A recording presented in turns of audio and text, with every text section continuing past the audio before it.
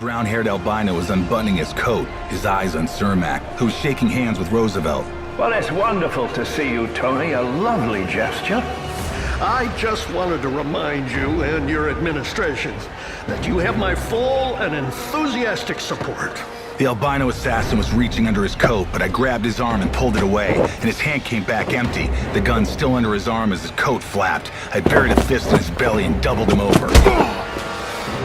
And when he came up, the snout of my 9mm stared him in the face. You got you this time, fucker! Sounded like firecrackers, and the muzzle flash above the crowd looked like fireworks, but this was something else.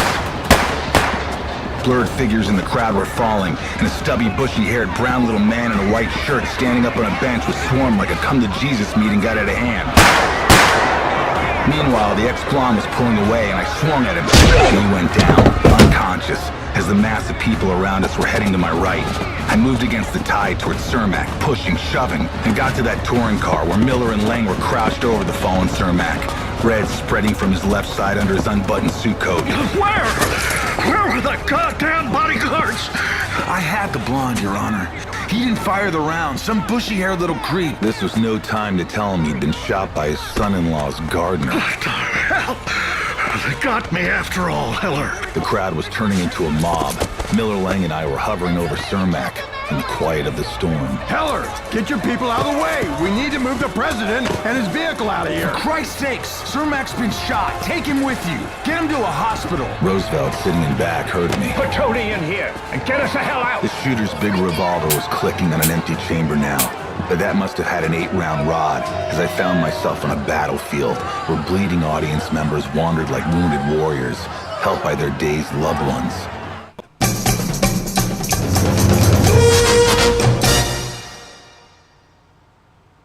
Although edited for television, tonight's thriller contains scenes of suspense and violence which may be unsuitable for young viewers. Parental discretion is advised.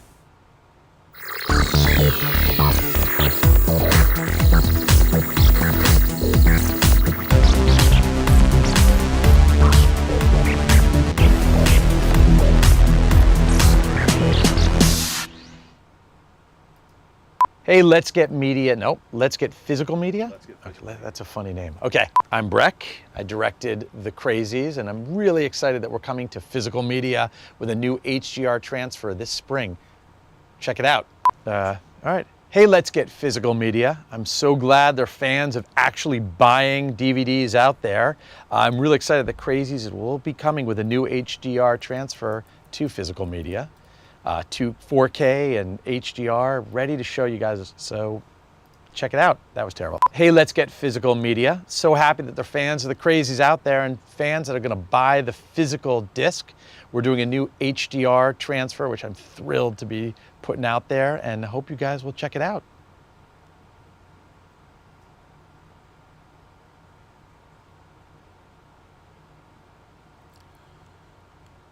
Well, greetings, imagination connoisseurs. Once again, it is I, your pharaoh of physical media.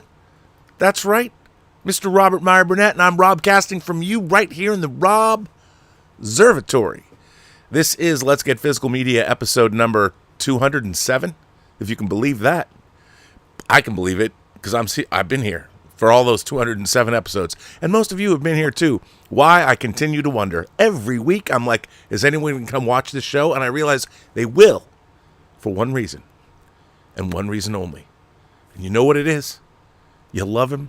You love his voice. You love thinking about him when he's not here. He's all the way from Saarbrücken, Deutschland, and he's here once again, Mr. Dieter Bastian. And Rob, I finally got around to seeing Better Man, so I have to say, hell is gone and heaven's here, there's nothing left for you to fear, and I say, greetings, imagination connoisseurs, Dieter here I am, Rocky like Hurricane, and welcome to the B&B Motel for Let's Get Physical Media. And Rob, I've finally gotten around to watching the semi-biopic. What did you think? Robbie Williams' What Better Man. Did you think? Like the most reviews and critics are saying, really a great time for me too.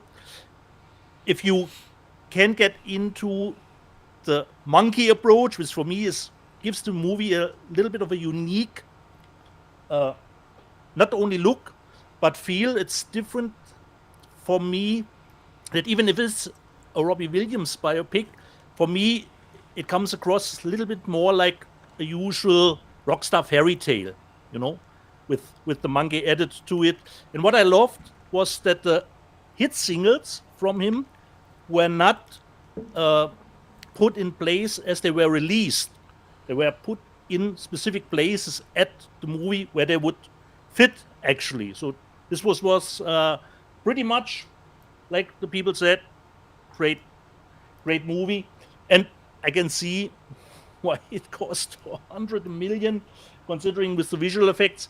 I don't know if it was the right choice to do it that way, but it certainly gave the movie a different approach. Because the first time I saw the poster for Batman, I thought, okay, movie with a monkey, okay.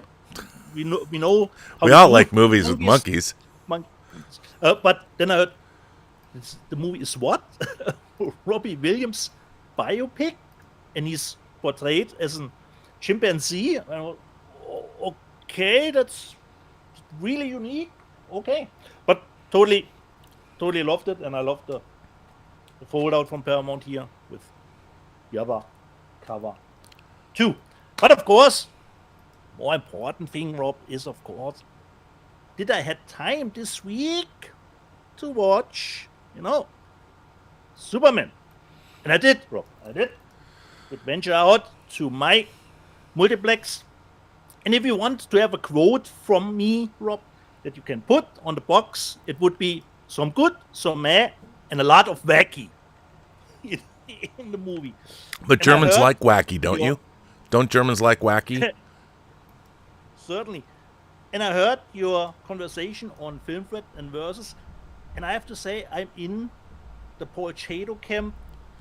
For me, at the end. By the way, your volume just dropped. Okay. I don't know why. Volume dropped. Let me just see. Wait, I'm putting it up again. Keep there. Yep. There you go. Touched anything? There you go. That's good. Yeah. And I'm actually in the camp with Paul Chado. For me, it became a little bit too much visual noise at the end with the CGI sludge. And for me, I watched Man of Steel yesterday because now we have to compare and contrast. And for me, Man of Steel, just considered the story structure, is the better movie for me. Yeah, you may not like it tonally, but it is the better movie. I like Man of Steel. Because like most reviews were saying, it's a mess. It's all over the place. Too much character. Your audio keeps dropping. Why, Robert? I don't know. Why does my audio drop? So that's good right there. Here. That's good. Okay, I'm keeping my eye on it. I don't know. Don't use my mouse. Otherwise, I would. It's dropping again. I will put it off and on again, Rob, to see if that changes something. Wait a little minute. It's probably got, if you have a limiter of some kind on. This is scintillating YouTube, ladies and gentlemen. This is what you come to see. Audio problems with Bob and Dietz. The usual. So it got a new update. Yeah, I don't know. You were sounding good when you put it up, and then it just started to drop when you were talking. It could be a limiter thing. I don't know. So that's good right there. I hope it will stay that way now, and not drop again. I'll keep an eye out for it. So the stuff that I actually liked about Soups is the stuff that most people actually hate. The switching up with the lore with his parents. I thought, oh, this is an interesting take. We're doing a little bit of Invincible here, a little bit of Omni-Man. I quite enjoyed actually that different take or approach to it, but it was just more on a service level. James Gunn put a nice spin at the end to it, but for me, I'm actually really the the pocket universe. I totally got Ant-Man Quantumania vibes with the river and the baby. Rob, I actually felt superhero fatigue during Superman. And I'm actually going to Fantastic Four next week. I really think, I'm good at the moment. I'm good. So you're not going to go see Fantastic Four? Probably yes, because next we don't Let's Get Physical media show. Right. So I will probably go then next Sunday. So for me, good, enjoyable. Why is the audio keep dropping? I have no idea. I don't know. It's coming and going. So, test. It could be that you have your mic input on too high. It should be right in the middle. And then the volume of your computer should be what controls. Yeah, but I don't know why it keeps dropping by itself. That makes no sense to me. Well, it might be that anything. Your input of your microphone could be high, where your microphone input should be kind of right in the middle, and then you should control the input and output from your computer. Yep. If not, the computer itself will be bringing you down. It'll bring you down, dude. It'll bring you down. Yeah. But I haven't changed anything. You sound good. Anything. We'll just keep going. That's okay. Perhaps now it's at the level. So for me, fine, enjoyable. But the question is, Rob, is good enough? For me, good enough is good enough at the box office for the second weekend. Would you like to know? Enough? Would you like to know? Of course. Well, it just so happens. What I find really interesting is there's a lot of people that, not just Snyder Bros, but there's a lot of people that want to see this movie fail for some reason, but it's not. It's not failing. So here you go. This comes to us from Deadline and our friend Anthony D'Alessandro. And here it is. Superman's $57 million second weekend propels Warner Brothers to the top of the year-to-date studio market share with $1.32 billion. So, DC Studios and Warner Brothers' Superman has landed atop a second weekend of $57.2 million, which catapults the Burbank, California lot to the top of the studio domestic box office with $1.32 billion, higher than Disney 20th Century Studios' $1.27 billion for the period of January 1st through July 20th.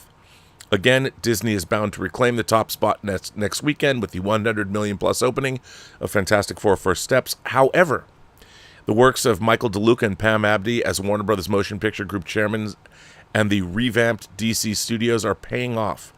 Warner's has also had 6 movies open at number 1, more than any other studio this year, with 9 weekends at number 1. They've also had 5 movies in a row bow to $45 million plus, a first for any studio. Also, Warner Brothers has had more $10 million grossing days this year than any other studio. As of today, Warner Brothers has 34 days of films grossing over $10 million a day. Superman's second weekend ease is 54% down, a second weekend percentile decline on par with Deadpool and Wolverine, and better than the second weekend superhero holds we've seen year-to-date for Thunderbolts and Captain America: Brave New World. IMAX auditoriums delivered another $7.2 million, 13% of weekend 2, for a running cumulative total of $32.8 million. Running 10-day cum on Gunn's Superman domestically is $235 million. Word of mouth remains excellent, with continued Screen Engine ComScore post-track polling showing a high definite recommend at 74%, with parents at 70% and kids under 12 at 65%. Warner's is having a great weekend overall. The fourth weekend of Apple original films F1 is only down 26%. F1 is, while it was made by Apple, Warner Brothers is distributing it. Also, let's give props to Universal's Jurassic World Rebirth. The Scarlett Johansson, Jonathan Bailey, Mahershala Ali movie posted a third weekend ease of only 42%, the third best weekend hold. It's the best third weekend hold for any Jurassic World movie, with a 3-day of $23.4 million. Previously, 2015's Jurassic World had a third weekend hold of 49%. Overall weekend for all titles before Fantastic Four First Steps gives the summer box office another bump at $135.2 million, which is 9% off from a year ago when Twisters opened. So, I Know What You Did Last Summer, Dead on Arrival, Smurfs, that made 13, Smurfs made 11. Not great. Ari Aster's Eddington opened this weekend. It only got a C+. I'm going to go see it tomorrow, which is the same grade as the director's Midsummer. And recommend post-track is 39%. But here is the domestic totals. Superman made $57.2 million for a cum of $235 million in week 2. Jurassic World Rebirth made $23.4 million with a domestic haul of $276.1 million. I Know What You Did Last Summer made $13 million. Smurfs made $11 million. F1 made another $9.6 million for a total of $153.6 million domestic. How to Train Your Dragon made $5.35 million for a total of $250.7 million. Eddington made $4.25 million. Elio made $2 million for a $68.9 cumulative. Lilo and Stitch made $1.5 million. It's gone on to, I believe it's on video on demand now. And it has a total of $418.1 million domestic. And 28 years later made $1.34 million. And it has a domestic cum of $68.7 million. So overall, box office is very strong. A lot of people making money. Movie dollars are spread out. We got Fantastic Four opening next weekend, Comic-Con weekend. And then, of course, in 2 weeks, Zach Cregger's Weapons. And I'm very, very excited for that. And, you know, we have a very strong latter half of 2025. There's about 35 movies I'm excited to see, which is pretty damn good. So, I don't know if you saw the trailer for Luca Guadagnino's new movie, After the Hunt. That looks great. No, I haven't. You got to check it out. And a lot of good stuff coming, Deets. Lots of good stuff coming. By the way, preview for the show. The news, this week's news, I mean, it's erection-inducing. I don't have to take Hims or Viagra. I'm just saying. Not that I have to do that anyway. I really don't. Thank God. Thank you, God. But if I did, if this weekend would be the equivalent, I don't even know what Hims is. I just see ads for it. I would assume it's like Viagra. But if there is an erection-inducing weekend of news, for me personally, it's this weekend. I know people would say, Rob, every weekend gives you a hard-on. No, this weekend in particular makes me post at 45 degrees. That's all I'm saying. I'm so excited. I'm so excited to get to the news. There's even a shark movie for you. That's all I need, bro. It's almost like it's just a weekly fix of sharks, just for the deets. Sharks for the deets. Yeah. I want a shirt that just says "Sharks for the deets." Some kind of variation on the Jaws logo. You know what I'm saying? It'd be great. And just quick back to the box office, Rob. Since it flopped at the box office, it's already out on digital, and I watched Megan 2.0 because I was. Don't tell me you had a good time with it. One. Yeah, I had, Rob, because it's schlocky, trashy entertainment. If you can vibe with it, I think you have a pretty good time. And I watched, Rob, of course. Did you say you can if you can vibe with it or if you can wipe with it? If you can vibe with it, no, okay. Vibing, no. If you have on the same vibration, you know, just checking. I know, Rob. My English is not the yellow from the egg. That's obvious. Okay, just checking with you, buddy. But I had a really good time with it because I knew ahead of time that it will be different than the first one. And what I mean by trashy is not the effects. The effects are pretty great. They used a lot of animatronics again, just from the sensibility that the movie has. And everything is there. The old cast is there. So I had a good time. And like I said, the uncut version is not much longer, only a minute. But, you know, Rob, as horror fans, a minute can be a lot of stuff. As horror fans, we know sometimes cuts are happening in the frame rate. So, for me, actually, pretty decent, Megan 2. I had a good time. I will definitely purchase Megan because the unrated or the uncut will, of course, be on the disc version too. And I think you should not have released Megan 2 in this big summer blockbuster season. I think it was the wrong choice to put it between the big blockbusters. I think this was not a good time to release it in that kind of space where the big summer blockbusters are running. Perhaps they should have waited for a different spot. But like Universal does, after 2.5 weeks, you can purchase it, you know. And I know people saying we need the bigger windows. Yeah, but would people then go see Megan 2 if you leave it longer in the theater? Probably not. I purchased it. So for me, really, really nice one. Really nice one. Well, that's good. I'm very excited. Floggy, trashy entertainment, Rob. Because Megan was a little bit hardware-like, Rob, put together when she first appeared. And she had some strands of hair going down. It looked ridiculous. As long as you're happy, I'm happy. Yeah. I'm happy. Yeah. So, should we just jump into it? Where do we go? You want to sell some physical media, buddy? Okay. Who starts, Rob? Well, you start. You're the guest. Okay. You can choose, or just one, because Major Chaicha asked me about it. What I have seen, Rob, this week, I watched Death of a Unicorn, which was pretty disappointing for Major Chaicha. And for me, it has the ingredients to be a cult movie, but like you said, you can't manufacture a cult movie.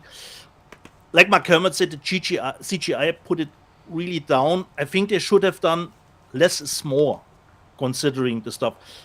When I watched the movie, Rob, I had a feeling with the Thing prequel. They were doing a lot of practical stuff, but then it got changed to CGI. So this is how the movie worked for me, was feeling for me. That we do a little bit of practical, but then we switch all to CGI. So I think you should have done a little bit less, actually showing the unicorns. And for me, the cast did hold it together, because you have Will Poulter, your favorite Richard E. Grant.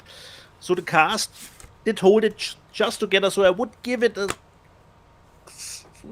slightly fresh, just on the, on the frontier of being rotten. So I can see why people are disappointed. It had the ingredients. There were not many laugh out loud moments for me. So the ingredients were there, but it didn't chive immediately. So you should give it a shot. But I can see why people are disappointed in it. So Death of a Unicorn. Then, Rob, you can choose. Do I start with the leftovers from last week, or do you want to see new stuff that I got this week? Dude, I don't tell you what to do.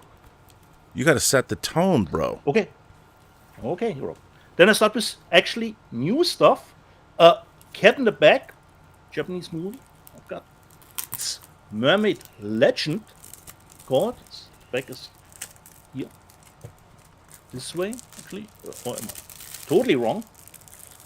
And it says it's a little bit of a precursor to Quentin's movies, Kill Bill. So we have 3 cards in it. So I have no idea. This is a Cat in the Bag for me, and it is an older movie. Let me just see if I can see from when it actually is. 1984, actually. So I have no idea what to expect, but it's got an 18, Rob. That's already a positive in my book. So 18 certificate for Mermaid Legend. Then the next one, no, not the best, but I had to get it. Cobra from Arrow. See, even I couldn't do it. I couldn't do it. Yeah, I couldn't. I can see why. Wouldn't be prudent. So poster artwork, and we got a booklet, but this is just a 4K. It's not a multiple disc version. Oh, this one is nice, Rob, on the back. No? So we got a booklet for the Stallone flick, Cobra. And you could actually switch to the original cover artwork, but since we've got the O-ring around it, you of course use the other one. And it's still rated 18 in UK. Then a show that I totally enjoyed, so I was immediately on board of getting the Steelbook. I got the Fallout Steelbook, Oh, nice. which comes with 3 4Ks, which are actually pretty nice looking. And this is the Steelbook from the States, which is not the Steelbook alone. It came with some nice collectible art cards for the movie. They were separate, attached to it. I don't know. I think they're probably.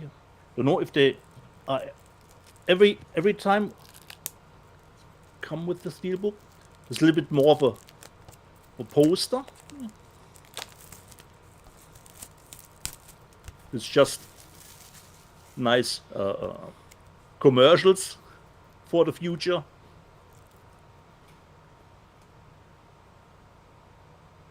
So some art cards for Fallout, which was a big success for MGM Amazon.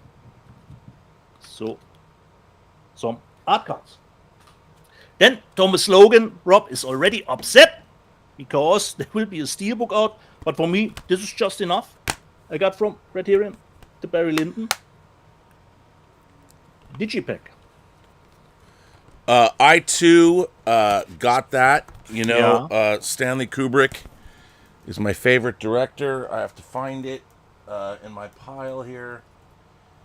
Now, have you watched it? Have you watched it? No, Rob. I need to look where the time slot is fitting for the 3-hour movie.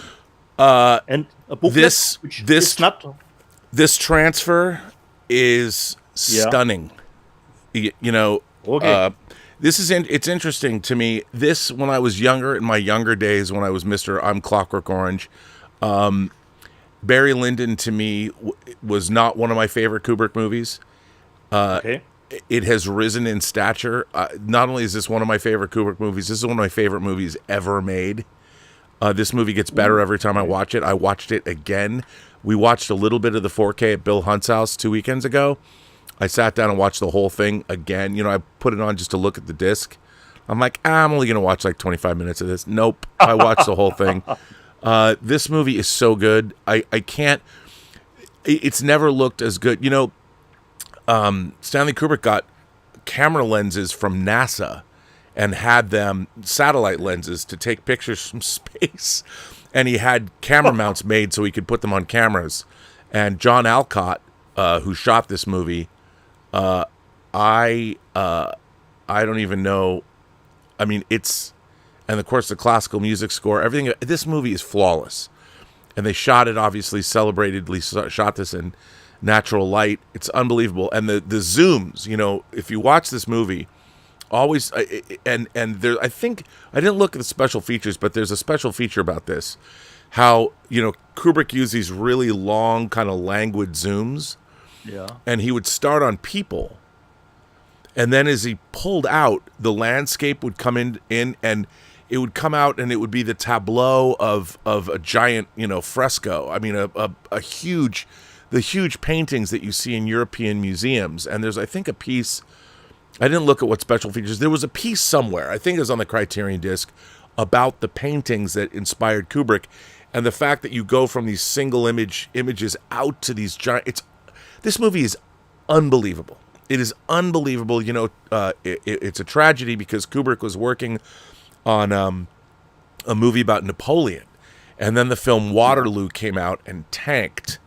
And yes, people might ask, Rob, did you get that very expensive Taschen book about the unmaking of Napoleon? And I said, yes, I have that, Dieter, I do.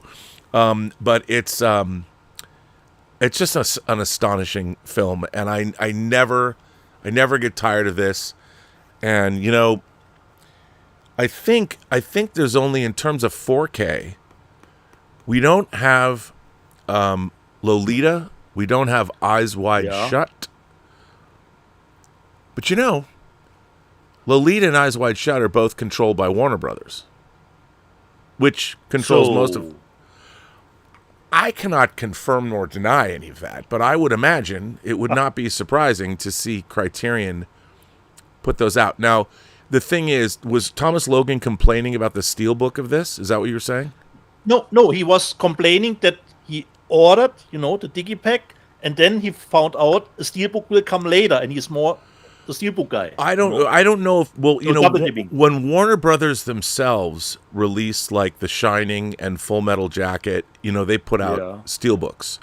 But I don't know if I don't know unless a different company in Europe or something is putting out. I have no idea. Criterion doesn't do steelbooks, so I don't know who's putting out the steelbook. I mean, I love the Kubrick steelbooks, but they have to come out from Warner Brothers, I think, themselves, because I don't think that the Criterion versions of these will have steelbooks. I could be wrong, but I love this box. I think it's great. Like you said, Rob, I can't remember Criterion doing a steelbook. I will say this came in my big Criterion sale box, which is embarrassing. Ooh, okay. I mean, not this is embarrassing, but the box is embarrassing. You know how that goes. The next one was actually a tip from the C-Wing, Rob, and I got Hitman. Oh yeah, there you go. On Max's recommendation, but I haven't seen it yet. So nothing much to it. I got Hitman.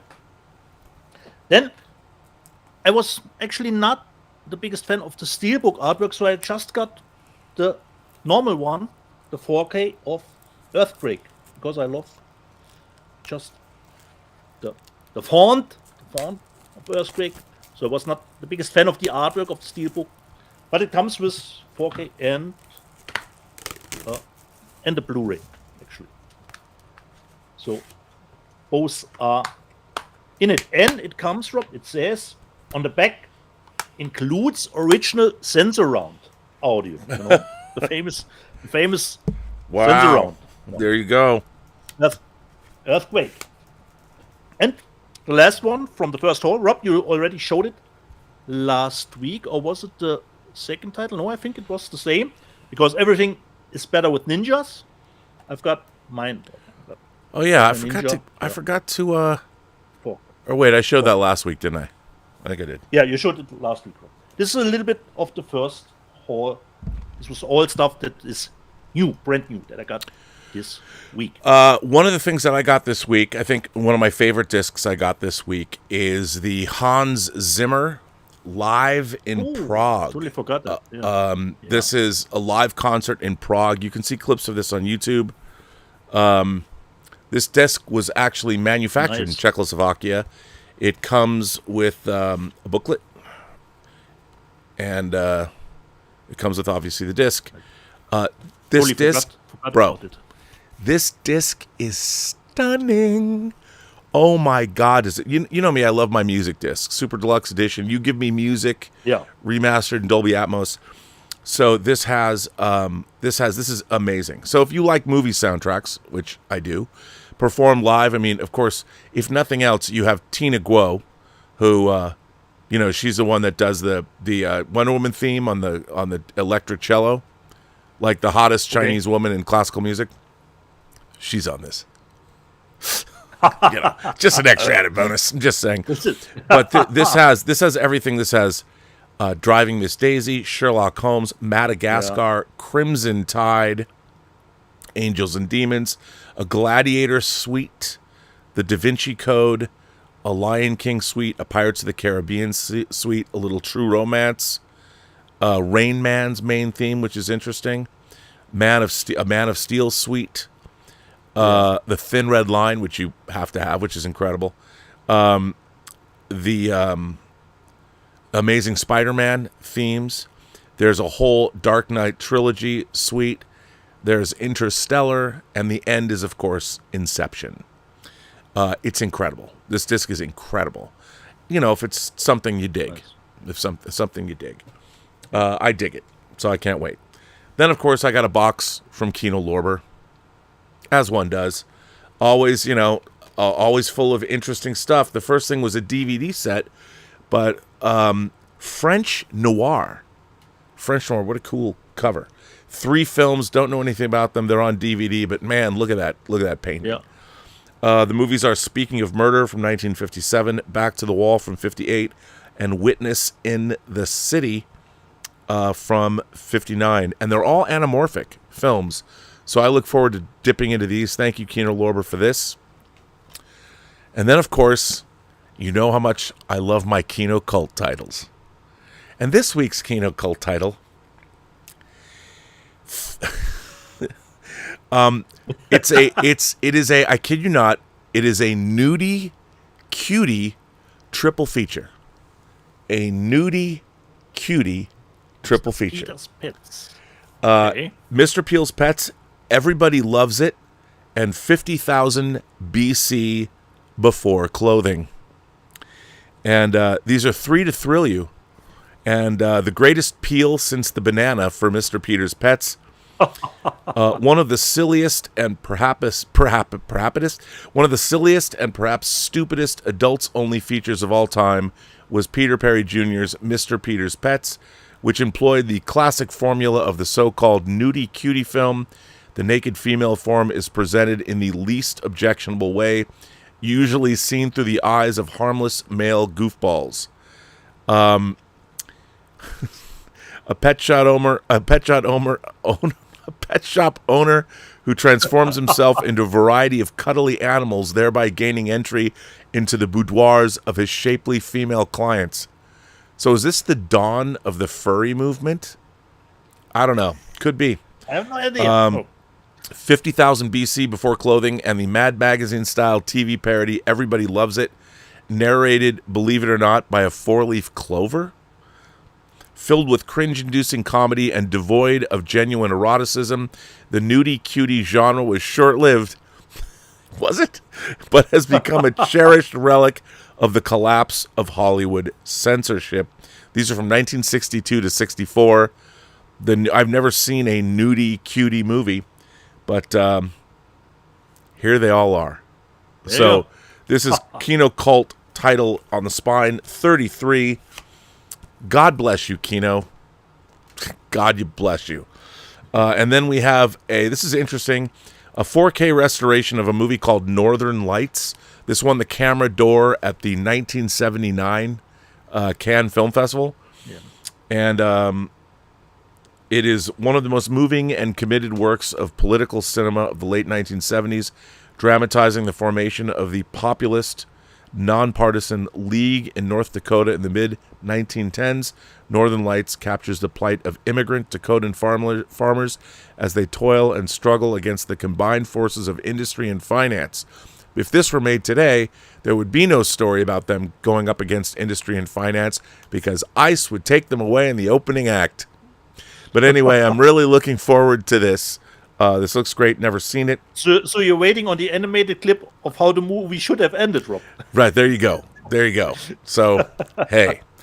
And then they sent four titles, 4K titles, a couple of really good ones. Yeah. Curdled. Have you ever seen Curdled? No. It's about a serial killer and then a person who cleans up crime scenes. And they interact. This is a really good movie. Yeah, you'd like it, I think. And it's 4K. What's not to love? And then the Barbara Peel's, the late 70s movie, Silent Scream. And a lot of special features. Barbara Steele, the great Barbara Steele's in this. Yeah. Of course, they have multiple covers. And, this isn't a great movie. But not featured those titles in the news section at all. Don't remember them. No. And maybe I missed that. Well, sometimes I don't. Kino doesn't show up necessarily. No, I don't even remember them, Rob, on Blu-ray.com in the news section at all. No. And then the John Cryer movie, Hiding Out. Yeah. I saw this movie once a long time ago, but hey, it's in 4K. And then, of course, the Adam Sandler favorite, Billy Madison, in 4K. But yeah, Curdled, and I think I saw Silent Scream once in the news. But hey, those are all 4K titles from Kino. So a good batch of stuff from Kino. So thank you, Kino. That will be my first haul. Awesome. I think we had some super chats that came in, Rob. Let's check out the super chats. First of all, Stubble McShave sent in a tip and says, my favorite physical media news this week was the announcement of the 18th Dresden Files novel called 12 Months. Despite it's described as a recovery story from the events in Battleground, I'm sure it will be filled with intrigue, humor, and action. And by the way, Stubble, you don't have to send that to me. I'll buy that one myself. Castle Grace Skull says, I'm waiting for my DVD copy of Feed. I keep forgetting. I guess I promised it to her. Did you promise it to her? Did I promise it to her? You know, yes, I will get you my DVD of Feed, because you need it. Everyone needs feed, a little feed in their lives. And then Swift718 says, what's up, everyone? I just landed in San Diego, and right now, landed in San Diego right now. Rob, do you have any meetup venues planned? You know what? I don't, but I have 2 panels on Thursday. The 1985 Best Geek Year Ever panel and the Inglorious Trexperts panel. And then Max Allen Collins and I are doing a panel at 4 o'clock on Thursday. And then we have our Starship Smackdown panel on Sunday. And I'll probably do some kind of meetup after all 3 of those panel times. I mean, Max has to go back to the Marriott because he's not as ambulatory as us young whippersnappers. The problem with drinking at the Marriott is it's pricey. And, you know, we'll have to, because it's a hotel and it's Comic-Con and they rip you off. But I love the Marriott. So we'll figure out what we can do. Maybe if Comic-Con gave Max a tab, we can secretly open up his tab and just order drinks for everybody. You know, because that's what I like to do. Drink on other people's tabs. So we'll see. We will see. I will keep you all informed as to the shenanigans and goings on. It's San Diego Comic-Con. Walter White Walker says, Happy Moon Day, guys. For All Mankind, Season 5 is coming soon. Yes, and I can't wait. Ooh, when is it coming? We don't know. There's no date. It hasn't been dated yet, so I wish it was. We will find out when it is coming shortly. I think they're doing a panel at Comic-Con, believe it or not. Garrett Groover says, Is Master and Commander a better Star Trek story than anything in Strange New Worlds? Yes. Yes, it is. Because Master and Commander is actually based on a series of great books. So Strange New Worlds, the writers have never read a book. So right then and there, you're better off. I mean, and if they would stop ripping off Star Trek books and Star Trek comics and actually read something other than Star Trek, or watch Buffy the Vampire Slayer, or Angel, or of course Firefly, then they might come up with something. But yeah, not. It's just a bummer.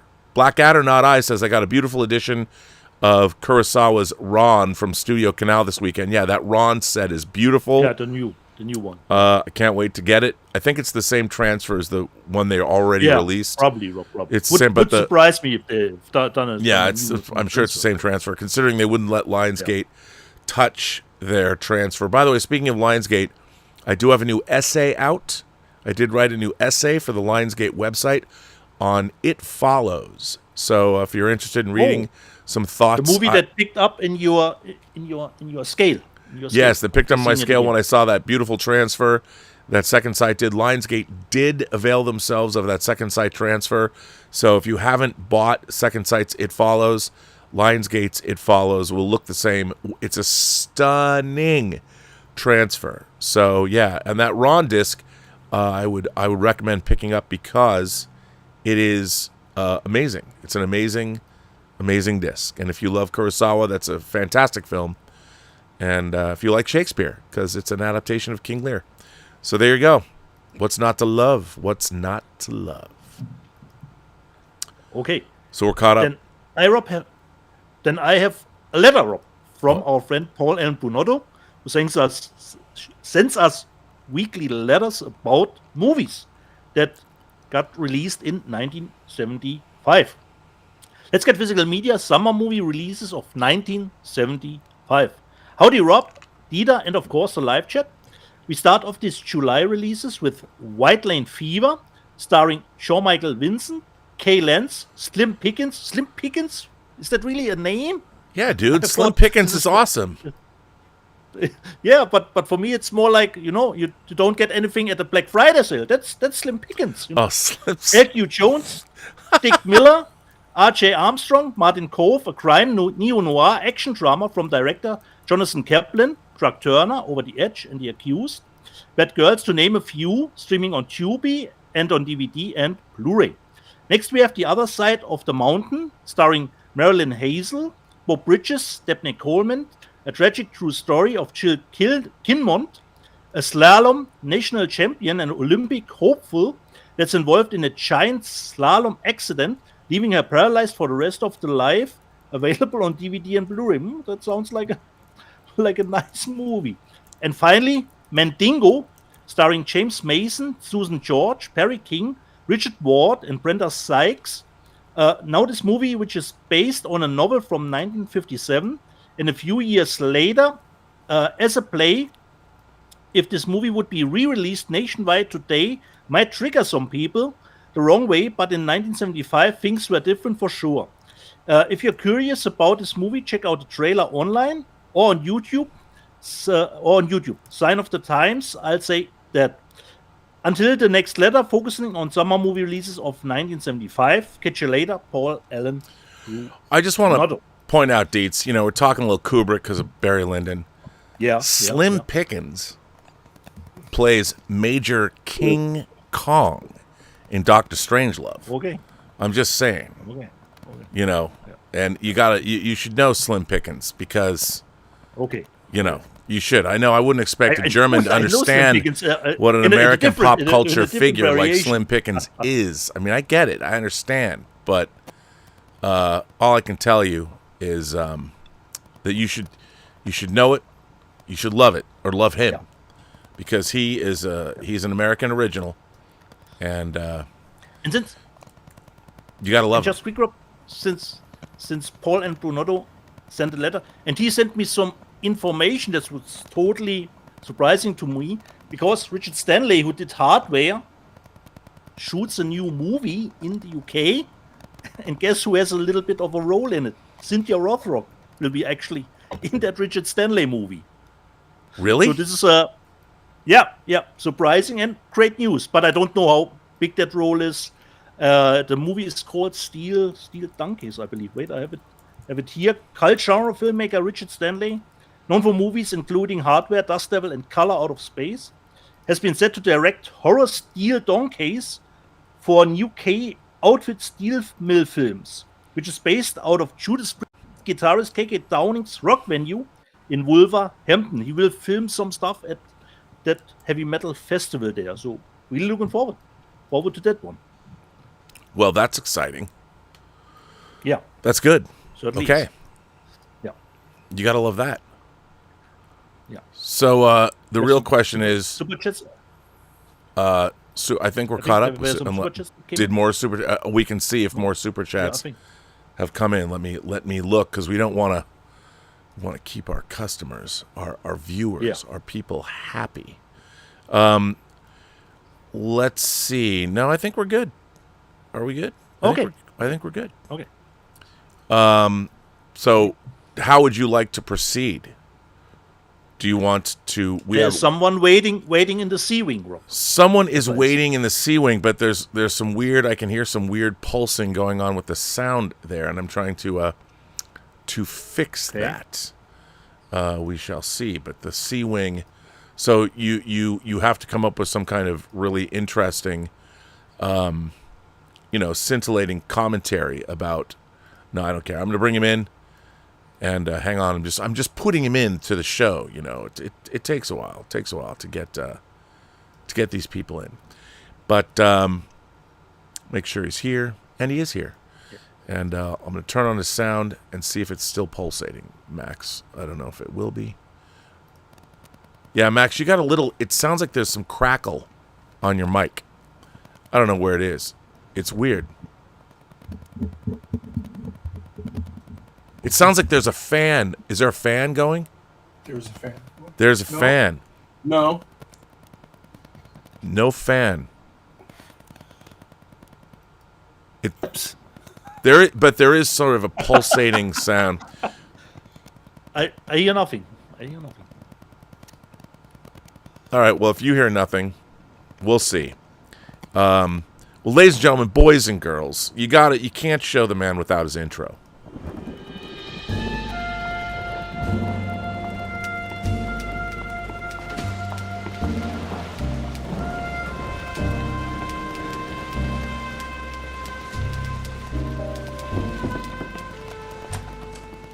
Ladies and gentlemen, boys and girls, Mr. Max Allen Collins joins the fun. There is some kind of weird pulsating thing. I don't know what it is. It sounds like there's some static or crackle or something. I don't know. We'll power through it. How are you, Max? Am I on the air now? You are on the air. You're on the air and everywhere, as Steve Sansweet used to say about Star Wars. You are here, and you're welcome. How is your week? Very, very good. I like to say to Dieter, I am a fellow Cynthia Rothrock fan, just so you know. Awesome. I'm the vice president of the fan club that you're the president of.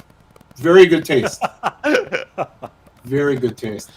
Can you redo it so that I can see Dieter? And I'm seeing myself kind of in the dark, which is maybe the preferred way to see me. Do I look a little dark today? Yeah, but that's probably your mood. Yeah. There better? you go. Look, that's better. Okay. I did have a good week. It's a little frantic around here because, as you are, Rob, we're preparing for San Diego Con.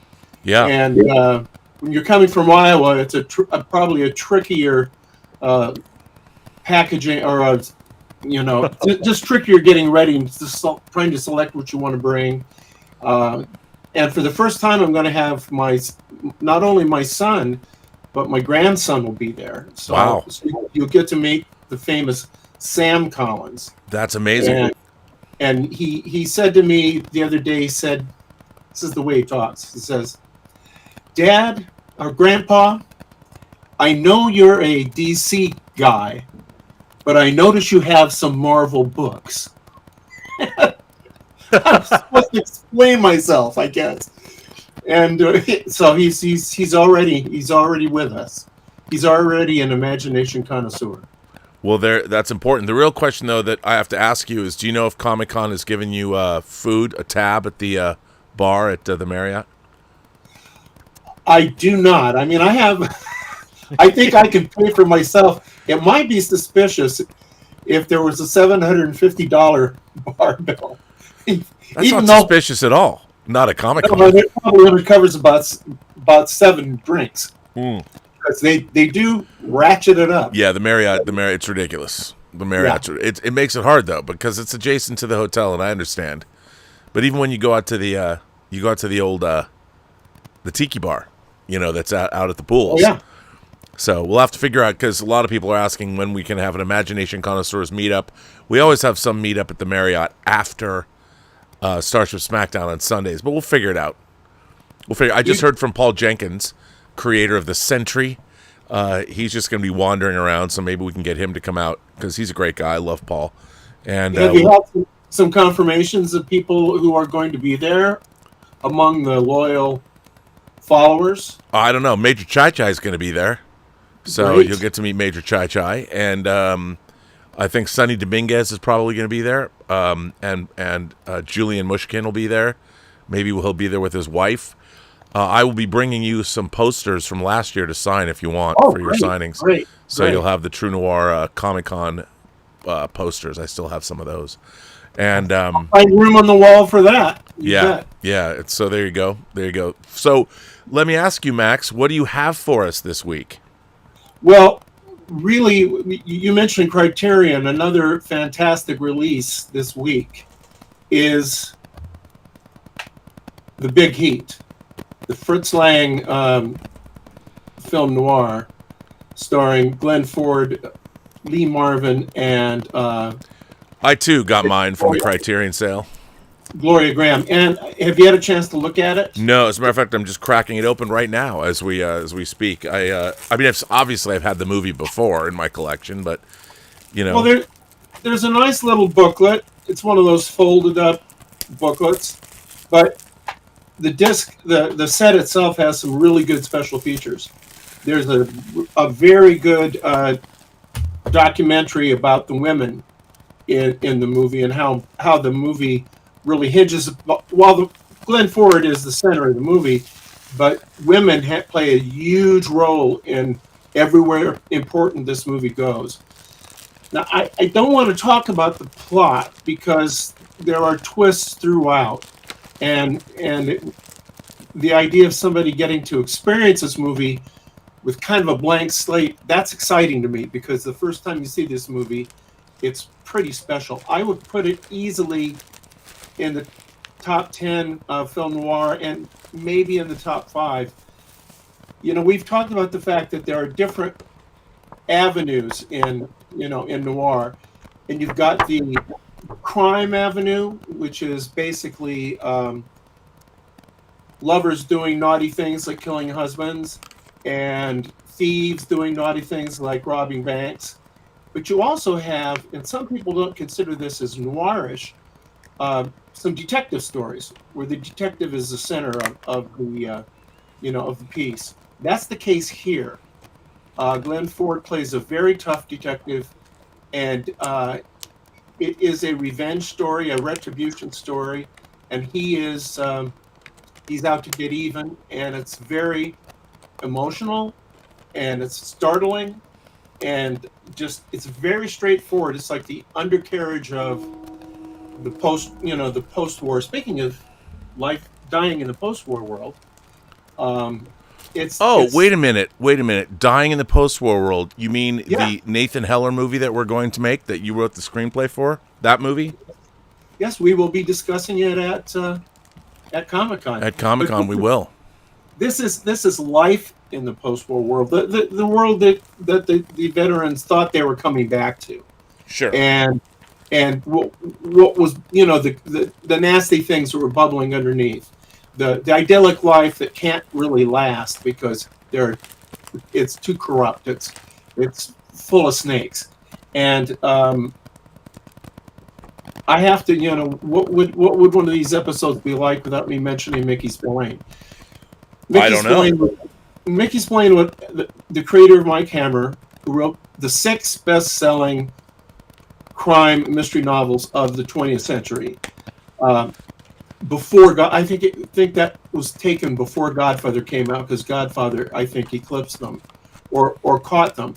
But these are books like Eye to Jury, Kiss Me Deadly, and so on. Those books were all about a detective who didn't have as much a mystery to solve. He did have one, but it was really about revenge. His best friend is killed, a girlfriend of his is killed, and he's mad throughout the entire book. And he was at his peak around 1952, which just happens to be when this movie was made. And William McGivern, the author, really was writing toward that Spillane market and that Spillane template. And he did a hell of a job. He really, really did. It's a great, great novel. And I should mention that our friend Eddie Muller, if I can get this on, in his magazine Noir City, Eddie does an excellent essay on The Big Heat. And he knows his film noir. I guess we know Eddie Muller knows his film noir. Well, yeah. When's he going to promote True Noir? Well, why do you think I'm sucking up to him? Well, I wouldn't presume. Maybe there's other reasons. Maybe you just like doing it. What can I say? I don't judge, Max. No. He's actually a friend, and we actually exchanged emails about this. I was raving about his article, and I said the only thing wrong with it was you didn't connect it to what I just did, which is the the door that Mickey Spillane opened to a different kind of violent and sexually charged, hard-boiled noir mystery That's story. what I'm talking about. That's marketing right there. All right, and I think probably by my money, the best of the current noir is a little something called True Noir: The Assassination of Anton Cermak. This is an unbiased opinion from the Midwest, where we are unfailingly honest. Well, what's great about that is, of course, it was entirely, all 10 episodes were scripted by Mystery Writers of America Grandmaster Max Allan Collins, based on his first of 19 Nathan Heller novels. You. So it's really nice that you come on the show to be as unbiased as you are, because that's what we provide for our audience, an unbiased look. And if people want to get what you're talking about, they can go to truenoir.co and download all 10 episodes right now, or you can choose to get the entire thing is one long 4.5 hour long play. And of course it stars Michael Rosenbaum as Nathan Heller. It's got Katie Sackhoff in it. It's got Academy Award nominee David Strathairn in it. It's got Vincent Pastore, who played Big Pussy Buff and Sarah. Dieter, did you know that the legendary director of Free Enterprise, Robert Meyer Burnett... Dieter does not like Free Enterprise, just so you know. Well... He's never heard it in the original German. I have something of a sense... Sorry, Max. I couldn't make out the joke at the end. The joke... I don't think about these things as I say them. I just say them. So don't expect me to look in the rearview mirror and anybody's in the back seat. I mean, this is a one-way trip. So you'll have to go ahead. It's actually great that you brought up that magazine with Eddie Mueller, because actually I have a question from the live chat about him, because Brian Knight says, can you ask Mr. Collins if he is a fan of the TCM Noir Alley with Eddie Mueller? So you probably already can say yes. Yes. Well, guess who Eddie had on when he showed the film version of Kiss Me Deadly, the famous. Who might that be? I'm just too modest to say, but I think you can extrapolate. Mystery Writers of America Grandmaster Max Allan Collins, writer of the upcoming Return of the Maltese Falcon, published by Titan out of the UK, coming to us in January of 2026. Yeah, and I've actually been in one of the Noir City magazine. He did do me talking about the Spillane biography that I wrote with Jim Traylor. No, he is as knowledgeable as anybody in the field, and is dedicated to it. And the best single book I've ever read, and I'm really kissing up to him now, the best single book I've ever read about any single movie is his book on Gun Crazy, the great noir with Peggy Cummins and John Dahl and Joseph H. Lewis, who is one of my favorite directors. He may not have been Kubrick, but he was pretty good. Well, that's good. That's good. So I do have, last week, I think it was last week, we talked about a movie called Not Guilty. Do you remember that? Yeah, I do. In the box set. This box set, World Noir Volume 3 from Radiance. And I promised to come back and talk about the other two movies. I should mention, too, because Dieter's so good about this kind of stuff, but it has a good booklet, and it's really, more than just a booklet. It's really a book. I think it's about 1/4 inch thick. Very well done, and it's... I won't say it's worth the price of admission, but it certainly justifies the price, because these box sets are not cheap. And I would like, and I think that the kind of the drawing factor here is that, is Peter Lorre, who's on the cover of this, as you see, if I could ever remember how to do this. That's Peter Lorre, a beautiful painting of him that was on the movie poster at the time. But I have to admit, it has the only movie that he directed, and he stars in it. I have to admit, I don't really like this movie very much. I'm just I am being honest here. If it doesn't have to do with my work or Rob's work, I'm brutally honest. it's just us stuff. Eddie Muller. But I'm not saying it's not interesting, but it is very slow.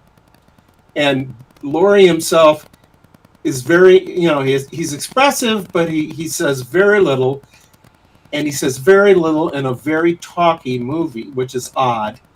And I just found it a slog. Now, you might like it, Rob, because you have a lot more patience with European art movies than I do. Yes. Yeah, you have a lot more patience. And so I won't not recommend this to you. Because, I'm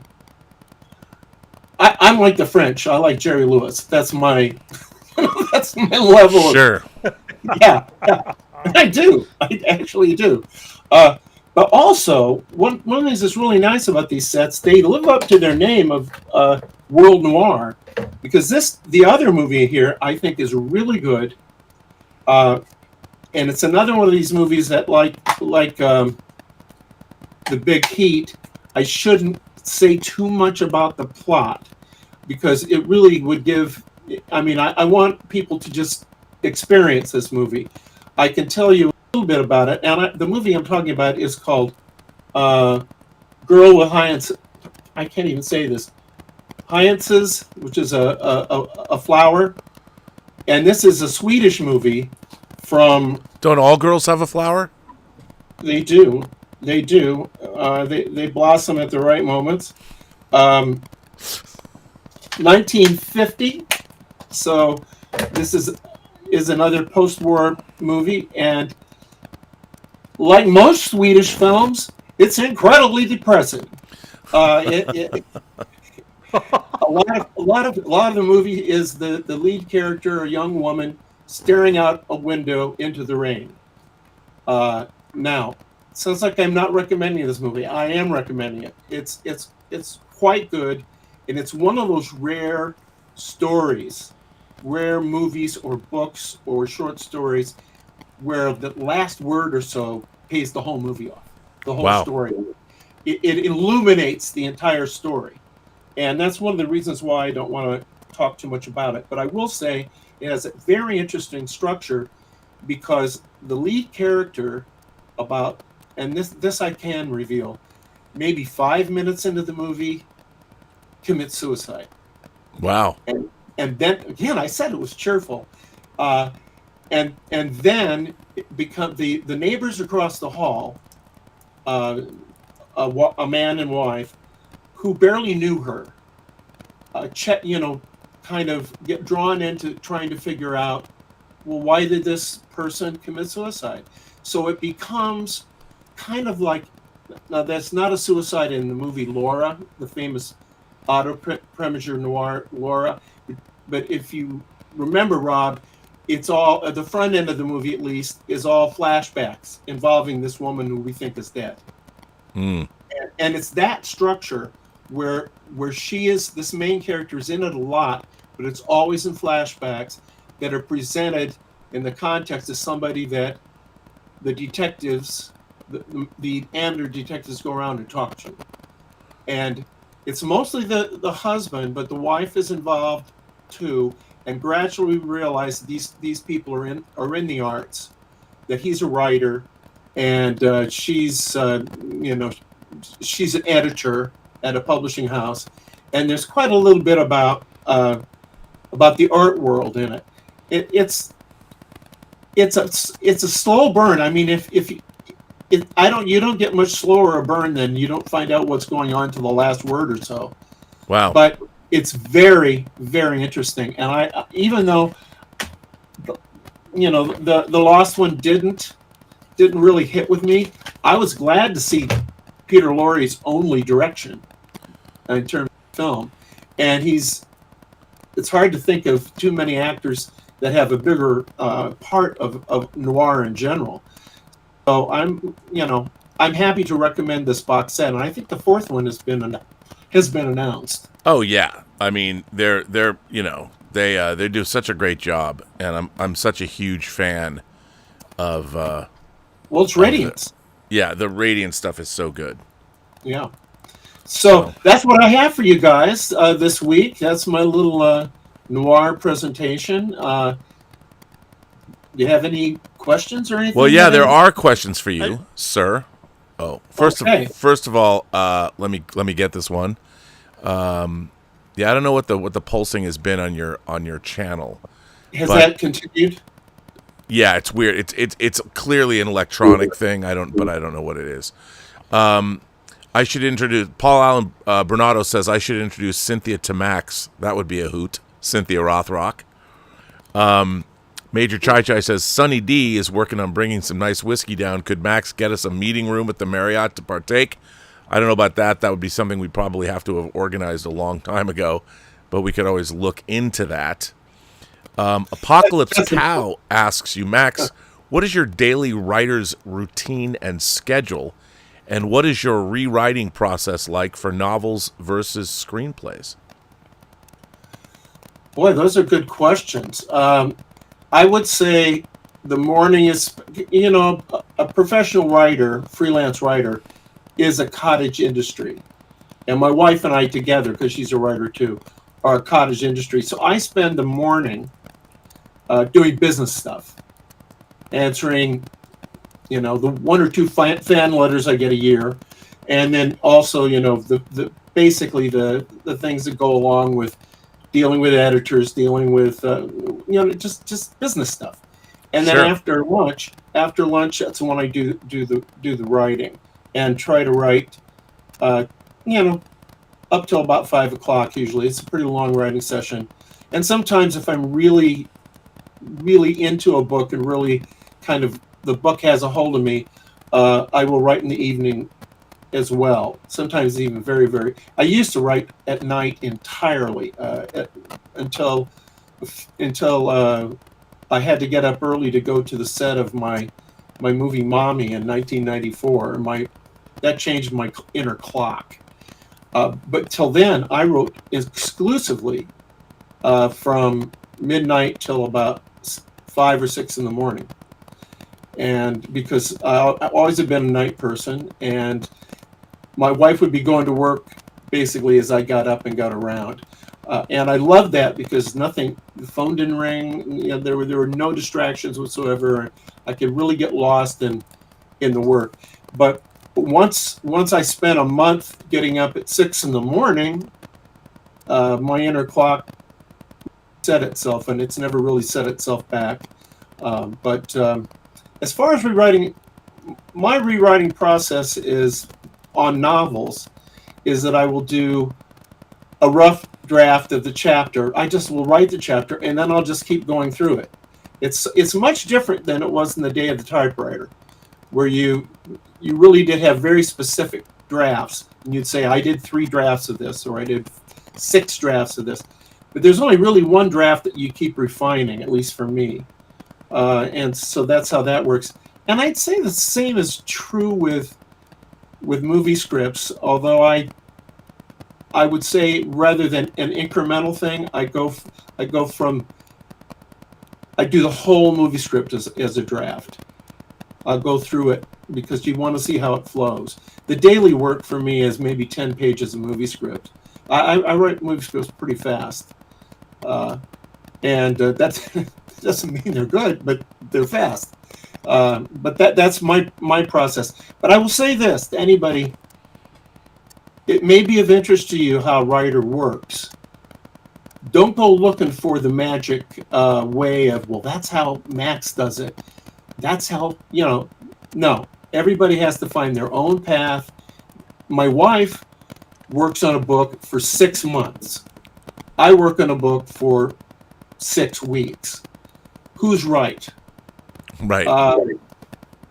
And what you were mentioning Kubrick, who worked on that movie for a year.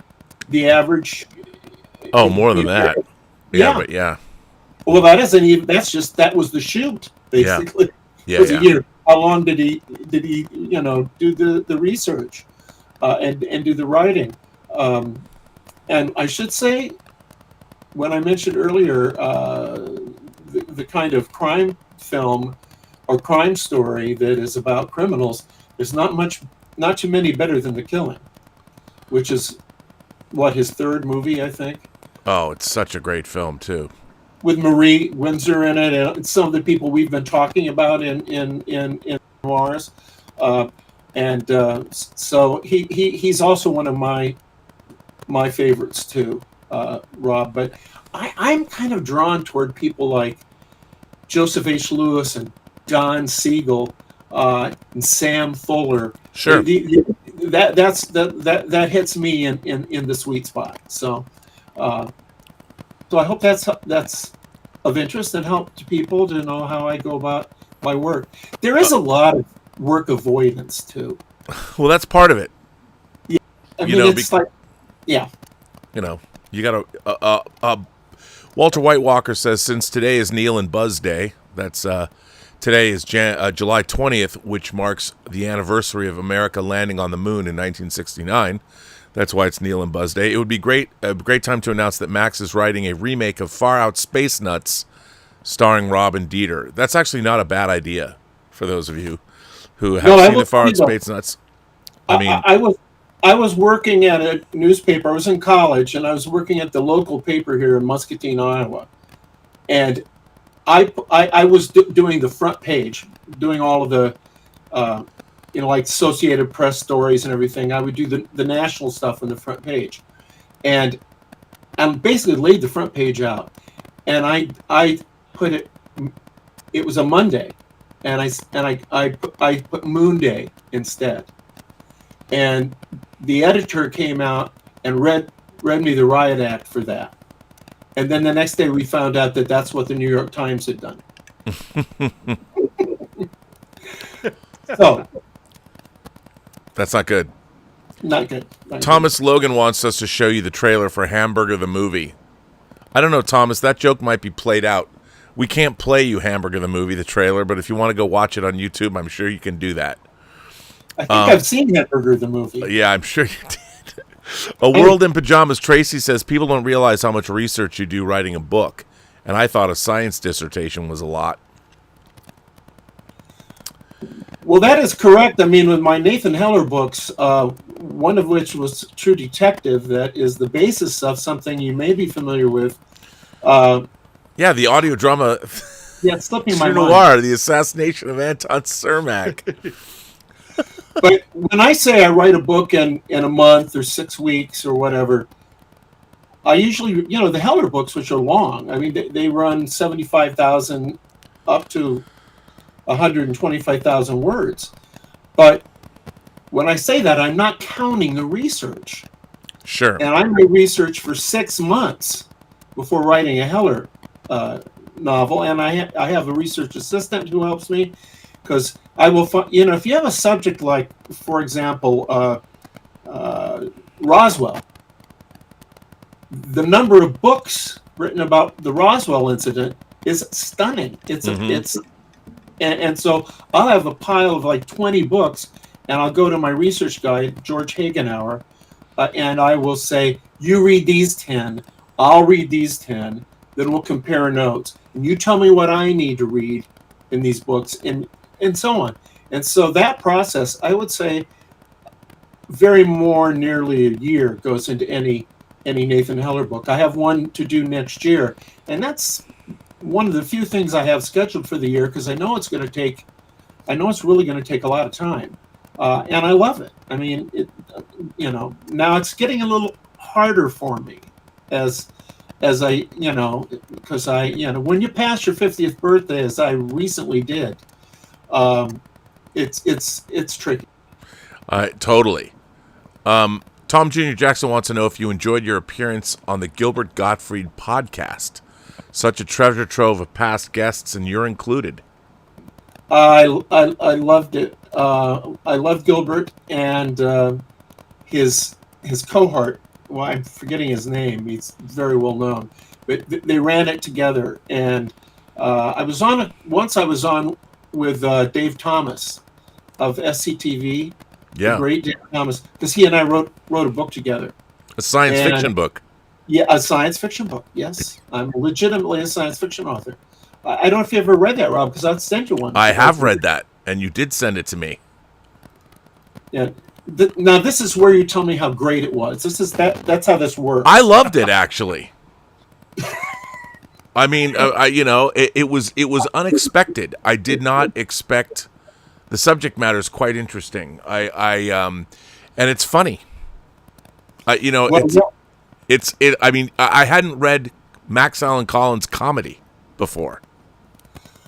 Well, one of the funny things about that was that Dave, who has written a lot of stuff that is not, is not humor. He's thought of. I mean, we're talking about Bob and Doug, right? I mean, you think of him as humor, but he also, he was one of the writers and the major writers on the Blacklist TV show, for example. Yeah, totally. So we should say you can get the book. It's called The Many Lives of Jimmy Layton or Layton. Yeah. And he experiences kind of multiple lives. Yes. Sort of. And it's a lot of fun. And I was surprised actually by that book. And we were going to try and get him to be in True Noir, but we really couldn't get in touch with him. No, and I was going to mention the fact that he would make me take funny stuff out of the book at times. Oh, really? Yeah, well, first of all, if you're dealing with somebody of his expertise in comedy, you put something in a story you're co-writing with him, it better be pretty fucking funny. Yeah, and it is, multiverses are in vogue, but it's kind of like sliding doors, parallel lives kind of thing, and it's got that element to it, and it's really enjoyable. So it's got an interesting structure because you stay with Jimmy through his various lives that he's living, but you come back to basically a crime story with a man and woman detective team. Yep. And so you're always kind of grounded in, well, this is the now of this story. And you come back, and I was very proud of it.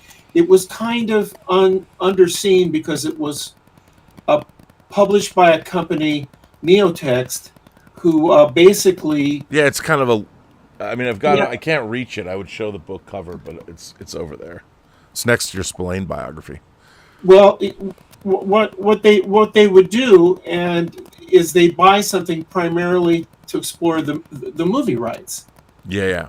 And it would be like a print on demand kind of thing. And so the book really fell through the cracks, and I'm hoping, and I've got the rights back to it. Dave and I have the rights back to it, so I'm hoping to get it published in a more effective manner. But that the alternate universe type of stuff, it's a little played out right now. I mean, it's tough. So Agent Silver Fox says, can Max open a tab for this Scotsman? And it's not true film noir, but what is your review of Whatever Happened to Baby Jane? Oh, that's a great movie. By the way, I don't drink tab. I'm a Diet Pepsi guy now. I used to be a totally Coke, but this Diet Pepsi's pretty good. And if they'd like to send a case to my house, that's terrible. You're terrible, man. All right, okay. Well, you're terrible. Blackadder and I asks, have you had that? I would say the Baby Jane movie is great. That's Robert Aldrich, who directed Kiss Me Deadly, and has some of the same actors in it that are in Kiss Me Deadly. Victor Buono is in that, a major horror. Coming off of Beneath the Planet of the Apes.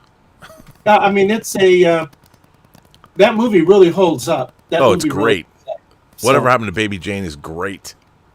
And by the way, the beachfront house on stilts that blows up at the end of Kiss Me Deadly is also in the last few shots of Baby Jane, because they go to the beach and it's in the background. Yeah. I love those kind of resonances when you realize, oh my God, this was shot there. I was watching some movie recently, and it was Sinners. Oh, there's a place where they go to like slave quarters, little town and slave quarters, and I'm going like, well, that was on the Quarry TV show. Yep. Which is my, and I got, it kind of pulled me out of the movie for a moment, but it was pretty cool. Blackadder and I asks if you've had any interaction with Stephen King. Stephen King is the author that got him into reading, and after seeing The Shining, that's one where I prefer the film. A couple things. Don't tell Stephen King that. One is I did a book many years ago that was the best of crime and detective TV, or it was TV detectives. I did it with a guy named John Javna, and the format was to we did about a half of it ourselves, but then we reached out to various writers of crime and mystery and horror fiction to say, well, what was your favorites, and write a piece on it. And Stephen King was kind enough to write a piece. I don't remember what show he liked, but we had a whole bunch of famous writers who would then tell us why this is their favorite TV show. And then we're sort of housemates. Now that sounds different than what you may imagine, but Hard Case Crime, the great crime mystery fiction. Yeah, they put out a lot of King stuff. Yes, they put out a lot of mine. They put out a lot of King, so they have extremely good taste. So yeah, you're on the same labels. That's pretty dope. Yeah, I got a. And you're the Mystery Writers of America Grandmaster. King isn't. No, but he's just starting out. So although he has a new book out, I went to I went to the store. I saw he's got a new book out. I didn't see a new Max Allan Collins novel out. On the other hand, when does he not have a new book out? That's true. And when do you not have a new book out? You've got a lot too. You just haven't overlapped months right now. That's all. But they did just bring out a new edition. Speaking of Quarry, there's a new edition of Quarry out from Hard Case Crime, because when they first came out, they were traditional paperback size, like the old, and then they moved to the trade paperback size. And this is for the first time. So if you have the early edition of Quarry, you need to rush out and get the bigger edition. Well, there you go. Well, listen, Max. Size matters, I understand. It does. That's what Roland Emmerich told us about Godzilla. Size does matter. Max Collins and I are going to be available to see. We can meet people, but we're going to do a panel at San Diego at 4:00 on Friday. Is that correct, Max? That is correct. Dieter, will you be there? Dieter will not. Unfortunately not. Strangely enough, there is a Comic-Con here in Saarbrücken next weekend. It's the first Comic-Con ever. Really?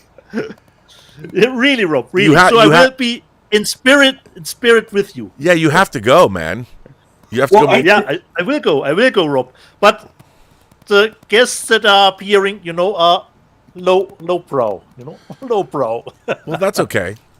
Well, I just saw a thing on a news show about the Comic-Con in London, and they had exterior shots of it and interior shots. It was so sedate compared to 5 or 6 people walking in the front door, and then they're just kind of strolling through the aisles, and what we're going to be in room next week. The madness. Yeah, that's San Diego's is not that way.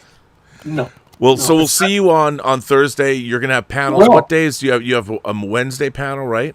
I have I should have it written down somewhere so I can tell you. It is I do have it. I have one on Thursday called Leave Them in Suspense, which is me and some other mystery writers. I won't mention their names because I don't promote other mystery writers. And on what? They're panel guests. I'm not here to sell their books. Okay. They can do their own work. Look how hard I've worked today. It's true. But so what time is that? What time is that panel at? That panel's 11 a.m. Okay, cool. On Thursday, and it's a little less nutty on that day, so you might be able to get in pretty easily. On Saturday, I don't have a panel, but at 10 o'clock in the dealer's room, I'm going to be at Titan because they're basically my major publisher. So, no, I'm sorry, I have that wrong. I'm going to be at the First Comics booth because they're bringing out. You said I didn't have a new book out. I have a book out at the convention, a collection of the Johnny Dynamite comic book. Oh, that we cool. did. Yeah, it's never been in color before. We have a new. I'll come get that. Yeah, it's very cool. And that I believe is 10 o'clock on Saturday, and then on Sunday, that's the hard case crime Titan panel. Do you know Andrew? Did I ask you this? He's a wonderful guy. Yeah, I don't know. And he's going to be interviewing me, and we have a good rapport. Unlike this kind of stiff relationship that Rob and I have, where we tiptoe around kind of each other. We do. Yeah, we do. We tiptoe around. We do. We tiptoe around each other. Yeah. Maybe we don't want to go down that avenue too far. Well, you do have the C wing of the motel. You never know what goes on in those rooms, man. You just don't know. We're doing really well at the C wing. I had a BOGO this week, and a guy can check in 2 rooms with 2 girls. Wow. I don't know what to say. Were they at the Coldplay concert first? No, but we can report back more to you next week because you and I won't be here. No, we won't be. No, there's no Let's Get Physical Media next week. We will be at Comic-Con. I will be doing Starship Smackdown on Sunday. So, and then we'll be drinking afterwards, as we always do. And then I will not be here the following weekend because my movie Death by Fruitcake is being shown at the Star City Film Festival, where I am the guest of honor. Wow, that's very exciting. That's very exciting. My wife isn't terribly impressed, but some people are. And but I will save for you for our BOGO 1 man, 2 girls, 2 rooms. I'll have the footage from our hidden camera for you when I do return. Oh, nice. Blackadder and I says, I'm thinking of watching the first and only series of True Detective. What are your thoughts on that?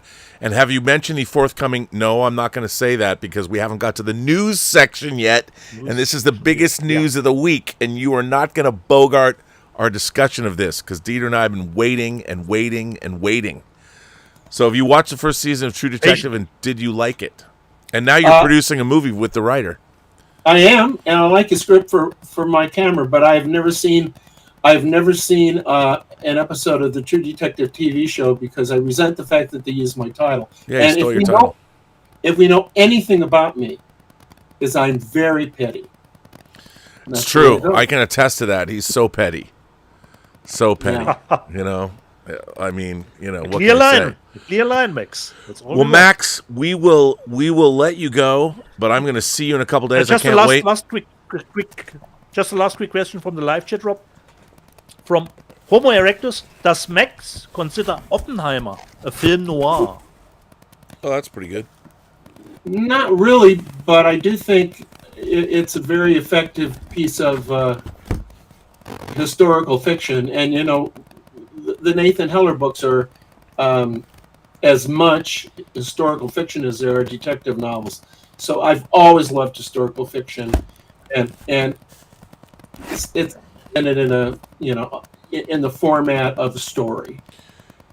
And Max is going to get this box of goodness, including John Wayne as the Conqueror. You know, he's very excited. Do you know who directed The Conqueror? Yeah, it says right here. No, you're not supposed to look. You're supposed to have all the cinematic knowledge. Come on, it's Dick Powell's great. And Howard Hughes presented it. How could you go wrong? But Dick Powell is my favorite Philip Marlowe, as we discussed last week. Do you know that in this box is the entire Twin Peaks? Do you know that? I don't know. Is that my box? Yeah, this is your box. Well, the idea that you're going to bring this box, maybe. Look at this. You look at the Third Man Steelbook. Look at that. 50-50 chance. Oh, I'm bringing this box. chance. Don't worry. No. Look, the Substance in 4K. There's so much stuff in here. He would rather carry a box to San Diego Stir of than go Echoes. Yeah, man, I would. I'm telling you, absolutely. But you're going to have to start another box so that you can torment me for another 6 months. Well, yeah, this you're right. There's enough to fill other boxes. So I'm just, Max, check the box. Not that you are getting the green bean now. Oh yeah, the green. That's why I'm not going to send. I don't send things to people. Yeah. So, well, listen, sir. I will let you go. I look forward to seeing you. I look forward to moderating a panel, and I will make sure that you won't be petty on that panel, and I will sing your praises on everything. Well, Rob, I will thank you very much for letting me join my friends at the A and B wing. Yes, I mean we keep having to have forensics teams come to your wing. I don't know why, but True. that's true. And I'll see if anyone's interested. I'll be back, not next week, not the week after, but the week after that. There you go. All right. By the way, Blackadder says, has anyone read any Flashman books by George MacDonald Fraser? The Robert Brightwell spin-offs are pretty good too. Yes, and they're probably the closest thing to the Nate Heller books as anything I can think of, because he was inserting Flashmen into historical situations. Wow. But if you go back and look at things like the Three Musketeers, those people all existed. They made, obviously Alexandre Dumas changed it around a little bit, but historical fiction has classically had, it's been very drenched in history. That's why they call it historical fiction. Yeah. See how smart I am. I used to teach at a community college. So amazing. Well, Max, it was always great to have you, and we will see you. I'll see you this week. I will see you, and Dieter, I will see you in 3 weeks? 3 weeks. All right. Okay. Great. All right, Thank Max. you. Have a nice Comic-Con. Adios, and we'll see you. I can't wait. I'm looking forward to seing you. We're going to have a good time. And I'll bring you lots of stuff. Okay. All right. Fingers crossed. Well, ladies and gentlemen, boys and girls, the great Max Allen Collins, and everybody come by and say hello to us if you can next Friday. It's very exciting that we're going to have him, and we'll fix his microphone and figure out what that pulsing was. But now it's gone. We in our audio issues. Are we caught up, Rob, with all No, super chats and no. We got some super chats that I want to get through. That I'm going to go back to and pick up. So let me hang on, and there's a few I'd like to pick up. Now I got that one. Hamburger the movie. People. No, maybe we have Max podcast appearance. No, that was Max's too. I think we're caught up. I think we're caught up. Then, hang on. Let me see if anyone has left any tips. I have to go look. That's a different place. Tips, yeah. Stubble. Stubble sent in a tip and I missed that. But question for Max. He says, would Max agree the best way to improve as a writer is to write? Like all things in life, improvement happens in the recovery. You can't grow muscles by watching YouTube videos, and you won't develop as a writer by reading instructions. I would say that is probably true. Max has written a great deal. He's written, I think, over 100 novels. He's written movie tie-ins. Yeah. He wrote Dick Tracy for the Chicago Tribune, the comic strip, for 15 years. So I'm sorry I missed that, Subble. I didn't see that. Sometimes the tips come in delayed, but that's a really good question. I'll ask Max that. So Dieter, where are we at in terms of this show? Showing the last two holes, yours and mine. Why don't you start, Rob? Well, of course, I got a box from the Criterion sale, and I already showed the Big Heat and the Barry Lyndon. And Barry Lyndon. So I'll show you a few things I got. I don't know why, but I maybe because I had the Laserdisc and the DVD, I got Sex, Lies, and Videotape. And this is only a Blu-ray, but I got that. I got the movie Thelonious Monk, Straight, No Chaser, which is great if you like jazz. I got that. I finally got Godzilla vs. Biollante. These, by the way, these have the stickers on them. Everything was half price, but these stickers are not. So I got that. I got by the way, the Umbrellas of Cherbourg in 4K. This looks amazing. Amazing. Incredible. One of the saddest romances you'll ever see. Terry Gilliam's Brazil. The 4K of Some Like It Hot, one of the great comedies of all time. Jean de Florette and Mano of the Spring, double disc set. Choose Me. Alan Rudolph, you haven't seen this? I haven't seen this since I used to love this movie, but I haven't seen it in ages. Chungking Express in 4K. I didn't get the Guillermo del Toro box set, but I got Kronos because it's a present for somebody. Pat Garrett and Billy the Kid. You put a lot of stuff in that Criterion basket. Yojimbo and Sanjuro. With Nail and I. And finally, William Friedkin's Sorcerer. And actually, this Criterion collection, everything I bought was financed by actually trading in for credit or cash at a couple of retailers locally from my own collection. So none of this was paid for by cash that wasn't gotten by trading discs I already had in. Oh, okay. So nice. so that was a first for me. So this was a 0-point energy purchase. I took things out of my collection, liquidated them, and then purchased this. And it's the way to go. Now here's the scary part. The scary part is how much I had to sell back to trade in. And which is great because, I'm tired of duplicating things on the shelf. So I was able to get some stuff out of my shelf to make more room. Some of the stuff I already had, so trading back Brazil, for instance, traded in a lot of stuff. Now, obviously, when you're trading in Blu-rays and stuff, you don't get their retail. You get a fraction. No, but I probably traded in, 100 discs to get these, which, isn't a great, it's not a great return. But I didn't have to lay out one dime. I mean, that's not true because you had to buy the initial stuff to trade it in. Yeah, but that's in the past, Rob. That's if you look at how much money you're losing. But you don't talk about that, Rob. But it was pretty exciting. I would have gotten more, but I didn't have any more. That's what I sort of made my. I'm trying to pare down the collection and get rid of things and I don't have a lot of disposable income, certainly not to blow on, I think this was $450 worth of discs. And even with the half price off. That's with the half price off. Yeah, but it was all stuff. And I specifically waited for the Criterion sale to do it. And I had been trading in stuff for about 3 months.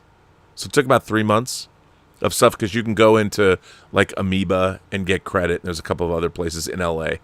And I sold some on eBay and stuff. So that's what I'm going to do. Because so much stuff is being, when you're converting it, because I had like the beautiful Sorcerer media book that Warner Brothers put out.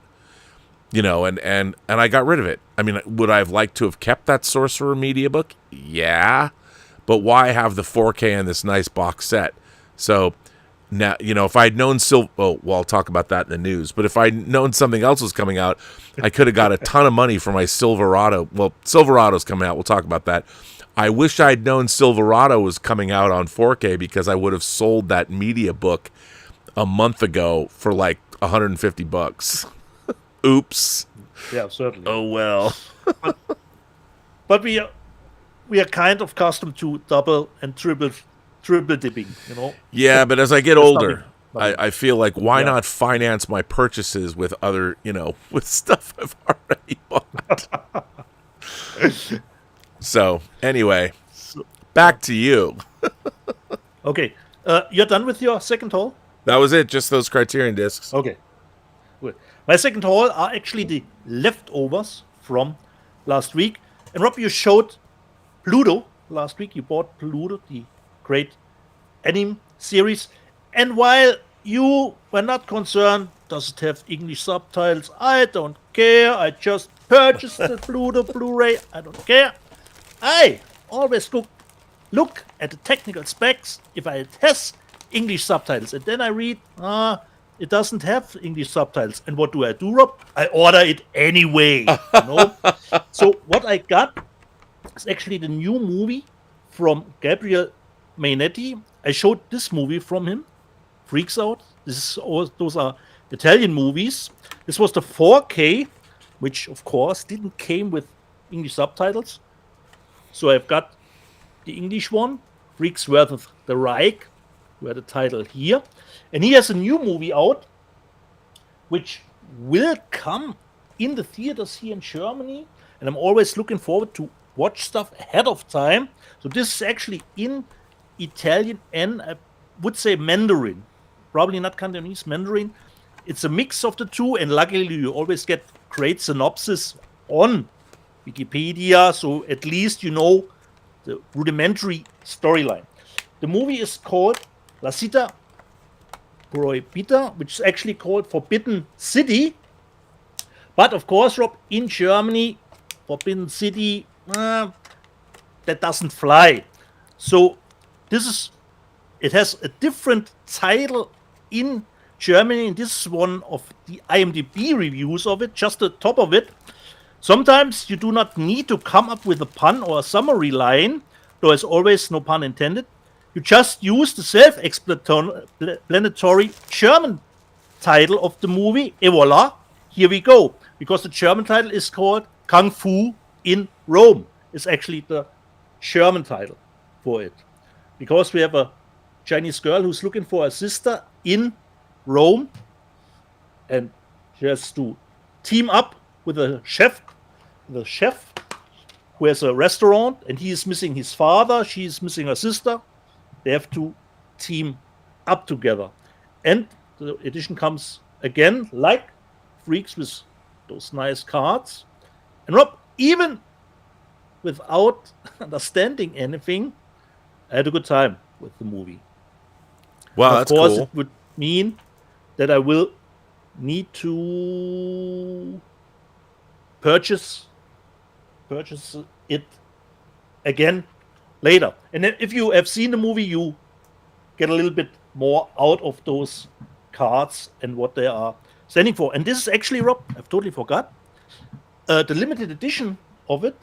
It's limited to 600, so I got 403. And all those 600 seems to be signed by Gabriel Mainetti. So this is still planned to come out in August here in the theater. And as you can see here, it's mentioned here, he did the movie Freaks Out and Chic Robot, which was actually, I think, pretty decent. Let me ask you a question. So that's the 4K. Yeah. How many discs do you have left to show? 4. Okay, I'm gonna run because I got a delivery. I'm gonna go get. I got a delivery today from Amazon. I can always, Rob, if you're not back, switch to the live chat readout. Well, okay. And hopefully it will be fine. I'm just gonna go grab it because it's worth showing. Okay. Nice. From leftovers from last week. I know it was perhaps the weakest of the trilogy, but as I said, I quite enjoyed it. Showdown could have been a little bit better. I already owned the American normal standard 4K, but this is the media book of Ty West Maxine. So, really nice one, because I have the other one too. You have the 4K and the Blu-ray. So every character gets a little bit of a depiction here. At least I think so when I watched it. Yeah, where it is. Where's Giancarlo? Here, Giancarlo, and of course we have also here. So Maxine. There were different cover variations, and this was the one I've chosen. This afternoon, I'm always a little bit short on time because I have to do all the setup. I always look for a movie around 90 minutes, and this one, a nice addition. I think it was his second movie after The Perfect Weapon with Jeff Speakman. It's the media book of Street Night. It comes from Metro Gold. And unfortunately, Rob is not here because I actually didn't know that, Rob should know it. Actually, Jeff Speakman did a movie with, the mighty Shatner, actually. So this was his second movie. Quite enjoyed it. Really surprisingly good picture quality. And I watched the interview with him, and he said this was actually the last Canon movie that Canon ever did. Because he said he actually had a picture deal with Paramount, considering Perfect Raven, and as it always in Hollywood, it fell through. So this was released through Canon Films. Street Night. And the last one, perhaps one of his classics from Red Gold 2, is just as big as the Quest edition that I showed last week. This was my favorite cover. Chuck Norris, McWade, the Wolf in Germany, Lone Wolf. We have came with different cover variation, but this is for me the most iconic that I know of the movie. Then we have, of course, production notes, and it is like the Quest. You have the part in German at first with a little comic attached to it, and then later you will get that part. Let me just see. I think at least in English too, or yeah, here is the part in English, which makes the book not really small. So McWade is the last one that I got, and it comes with the poster artwork, but this one is the really one of those really not small ones, but as they are folded, we all know we're probably not going to use them. So, and came with a poster. Since Rob is not back, I would say I will go. No, I'm back. I'm back. You're back. Okay, you're back, Rob. Because I'm finished.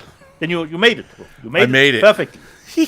Yeah. As every wizard comes at the perfect time. Yes. What did you get, Rob? What did you have to? Well, to get? From Mondo Macabro. By the way, you can't do live chat before we do news.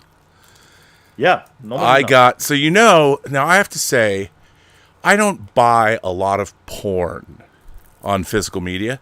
I have picked up, I kind of like my Euro softcore porn, like Vinegar Syndrome, The Image, and those things, the Radley Metzger stuff. But this is a full-on X-rated movie. And it was a favorite when I first got VCR, as we are wont to do, because you couldn't see porn. Now porn is totally boring and ubiquitous, and everyone looks at it, and it's no fun at all. But this, I'm taking off the cellophane. I don't know what happened to this. I was going to order it when it was first announced, and it disappeared, and then it was really expensive on eBay.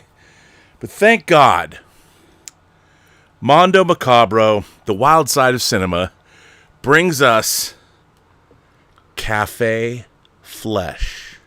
Oh, you were looking for that, bro. Yes, I was. And it's pretty bare bones. They don't really give you anything in there, but it gets you where you want to go. But this is really interesting. So this is from 1982.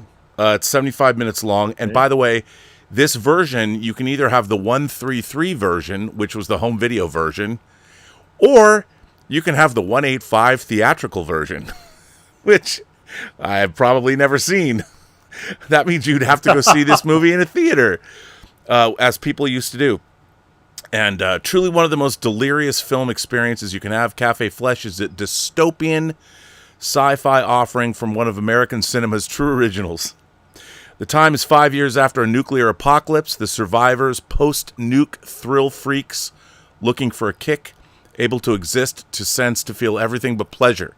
In this post-nuke world, nobody can touch each other without getting violently ill.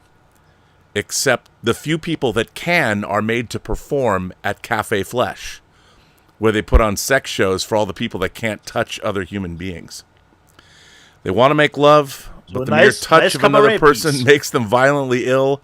The rest and lucky ones are sex positives and those who have libidos that are unscathed. And after the nuclear kiss, the positives remain to love to perform, and the others can only watch, and they come to Cafe Flesh. Cafe Flesh is a legendary film. Nice speed up, please. So fresh and entertaining today as it was when first produced in 1982. Well, thanks for that. It has a unique visual style, a fabulous score, and provocative storyline combined to create a unique viewing experience. This release marks its official worldwide Blu-ray debut and showcases a years-in-the-making 4K restoration. This has interviews and special features.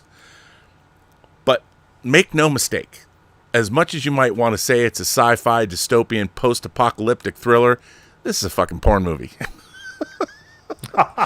But it looks really good, and it does have a really good soundtrack, and it's one of those things that I probably would never watch again, but I like to own it. So here you go. There you go. My last disc of the week. We need that security blanket, Rob. The security blanket to know we own it. I'm telling you, I mean, back when you're like in your 20s, girls would ask you, do you have any pornographic movies that you'd want to watch? Nowadays, nobody cares. But, I'm old, but I have this. And it's funny because you'd put this on. This isn't exactly the porn movie people want to see. But, hey. My last purchase of the week, Cafe Flesh. It's an oddity from 1982. It's sort of a new wave. It's not like new wave hookers, but hey, it's there.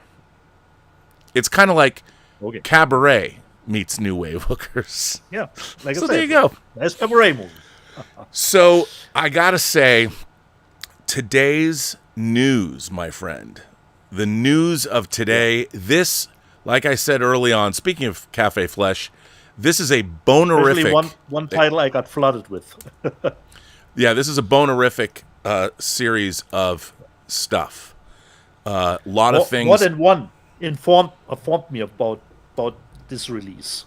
Yes. So we're gonna first of all we're gonna start, and we're gonna start, and we're gonna have to like make mention of the fact that our beloved Second Sight has delivered 3 of the 4 French films, from the French extremity movement.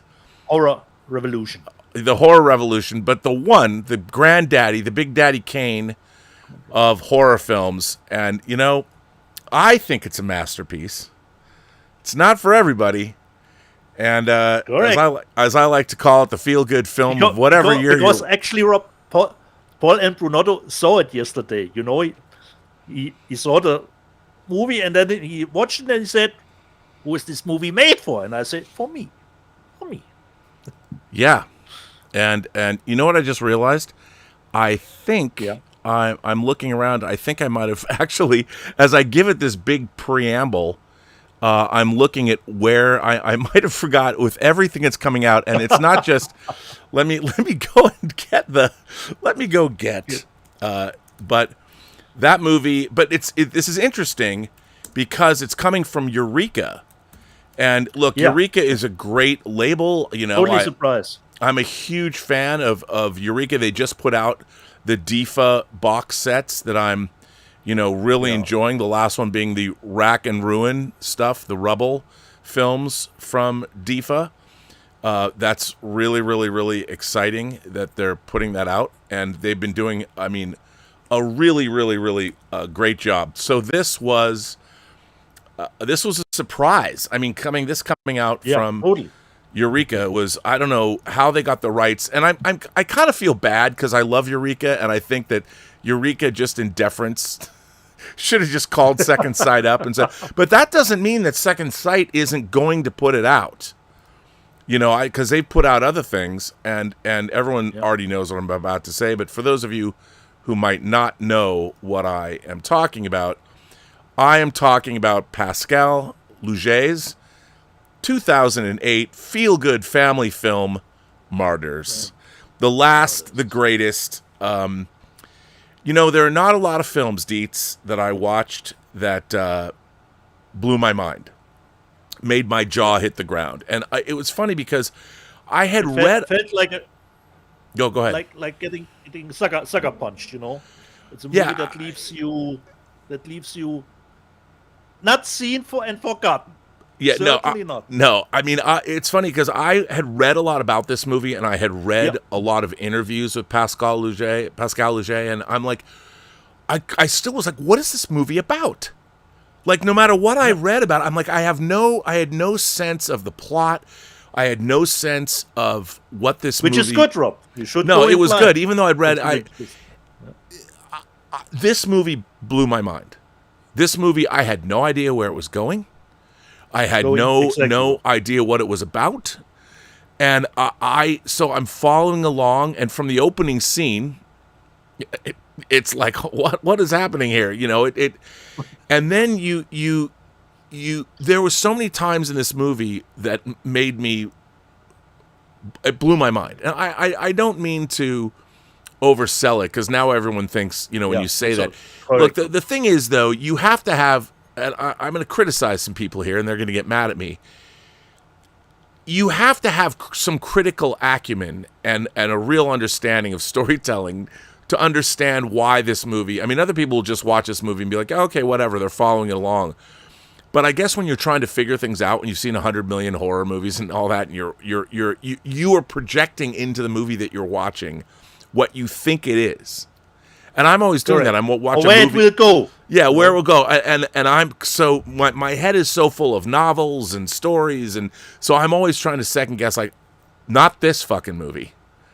I'm like, I had no, and every time it went somewhere, I'm like, what? Yeah. I mean, this movie continually blew my mind, and then it gets to an extended sequence that I was like, this, and this was really one of the most truly existentially, profoundly disturbing movies I've seen.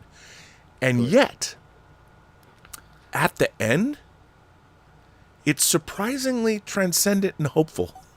If I can say that.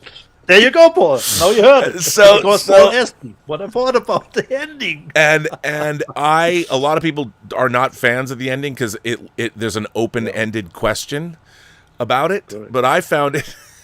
But that's the good part of the movie, Rob. You can't actually answer that question, you know. All I know is, you know, it's interesting that I didn't know if Martyrs was ever going to get a 4K release, because I thought it was like correct, Rob. Correct. Shot on video. I mean, if they upscale, I don't know what they did. But it says it is from a negative. It seems to be from a 35 millimeter. Yeah. Actually. Now it's got a dual format. I went to the IMDb, and it is actually, it seems not a movie that was shot digitally. Actually, no. It's being presented in the 4K. So the 4K is region free, but the Blu-ray that it comes with is region B. It has a limited edition hard case featuring new art. It's got a 100-page book. It's got a limited edition fold-out poster, a new 4K restoration by Eureka from the original camera negative. So, and it's going to be, because you need this movie in Dolby Vision. It has the original French audio and English subtitles. It has a new audio commentary by Nia Edwards-Beale, or BI, from the Abattoir Horror Film Festival, and so there's a lot of good stuff. Over Her Flayed Body, a new video essay on martyrs and body horror. So yeah, this is the kind of movie that how can you not want to have it? A hoot. It is a hoot. Ladies and gentlemen, boys and girls, if you have not seen Martyrs and you don't know what it's about, it was just the type of movie, Rob, that lived up to its hype.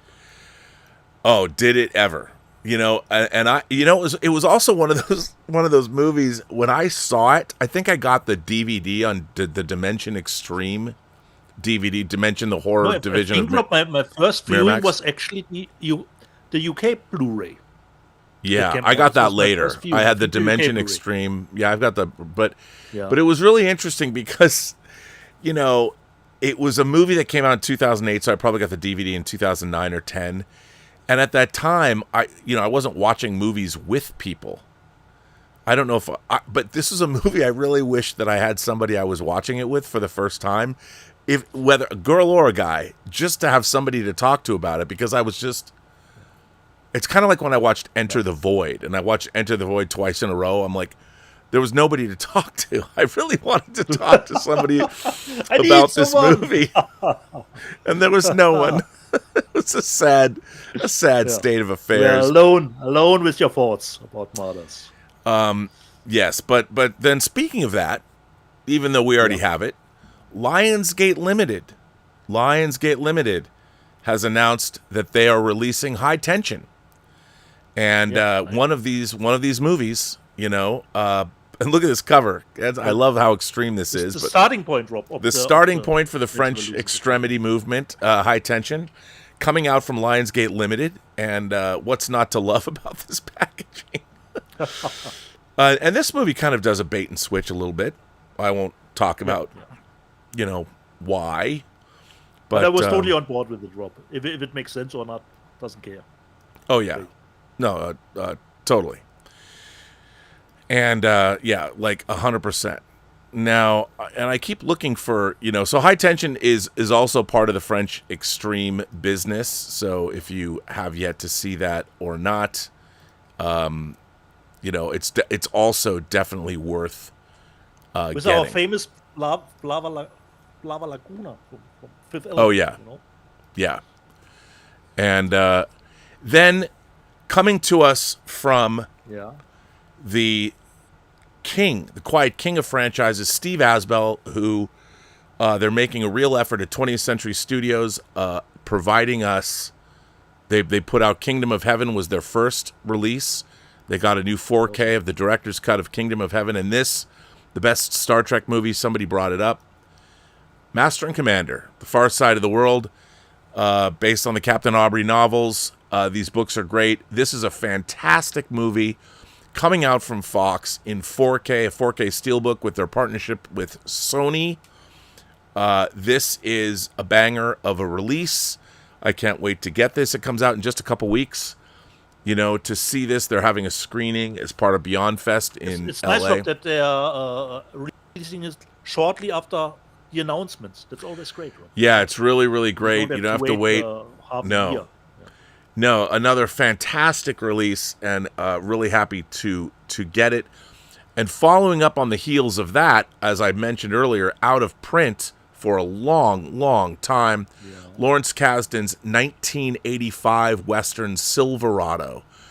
This is a wonderful film that has been out of print for a long time. A lot of people have wanted to get this. If you're not a Western fan, this is a great way to jump into the genre. You know, it's a modern Western, but the cast is incredible. Kevin Costner is in this. Kevin Kline is in this. Danny Glover is in this. Linda Hunt is in this. Brian Dennehy is in this. Jeff Goldblum is in this. I mean, this is a star-studded cast. Lawrence Kasdan made this coming off the success of 83's The Big Chill. This is a wonderful movie. It's beautifully photographed. And I just, yeah, I can't wait to get this, because what a fantastic release. I mean, yeah. It comes from Sony, so we know we don't need to worry about. Oh, it's gonna look and sound incredible. And then, you know, already I would have thought, oh, you've satisfied me for the week. Oh, I'm just getting started. Warner Archive off the High Society, which took, 6 months between, or 7 months between when we got the 4K of The Searchers and the 4K of High Society.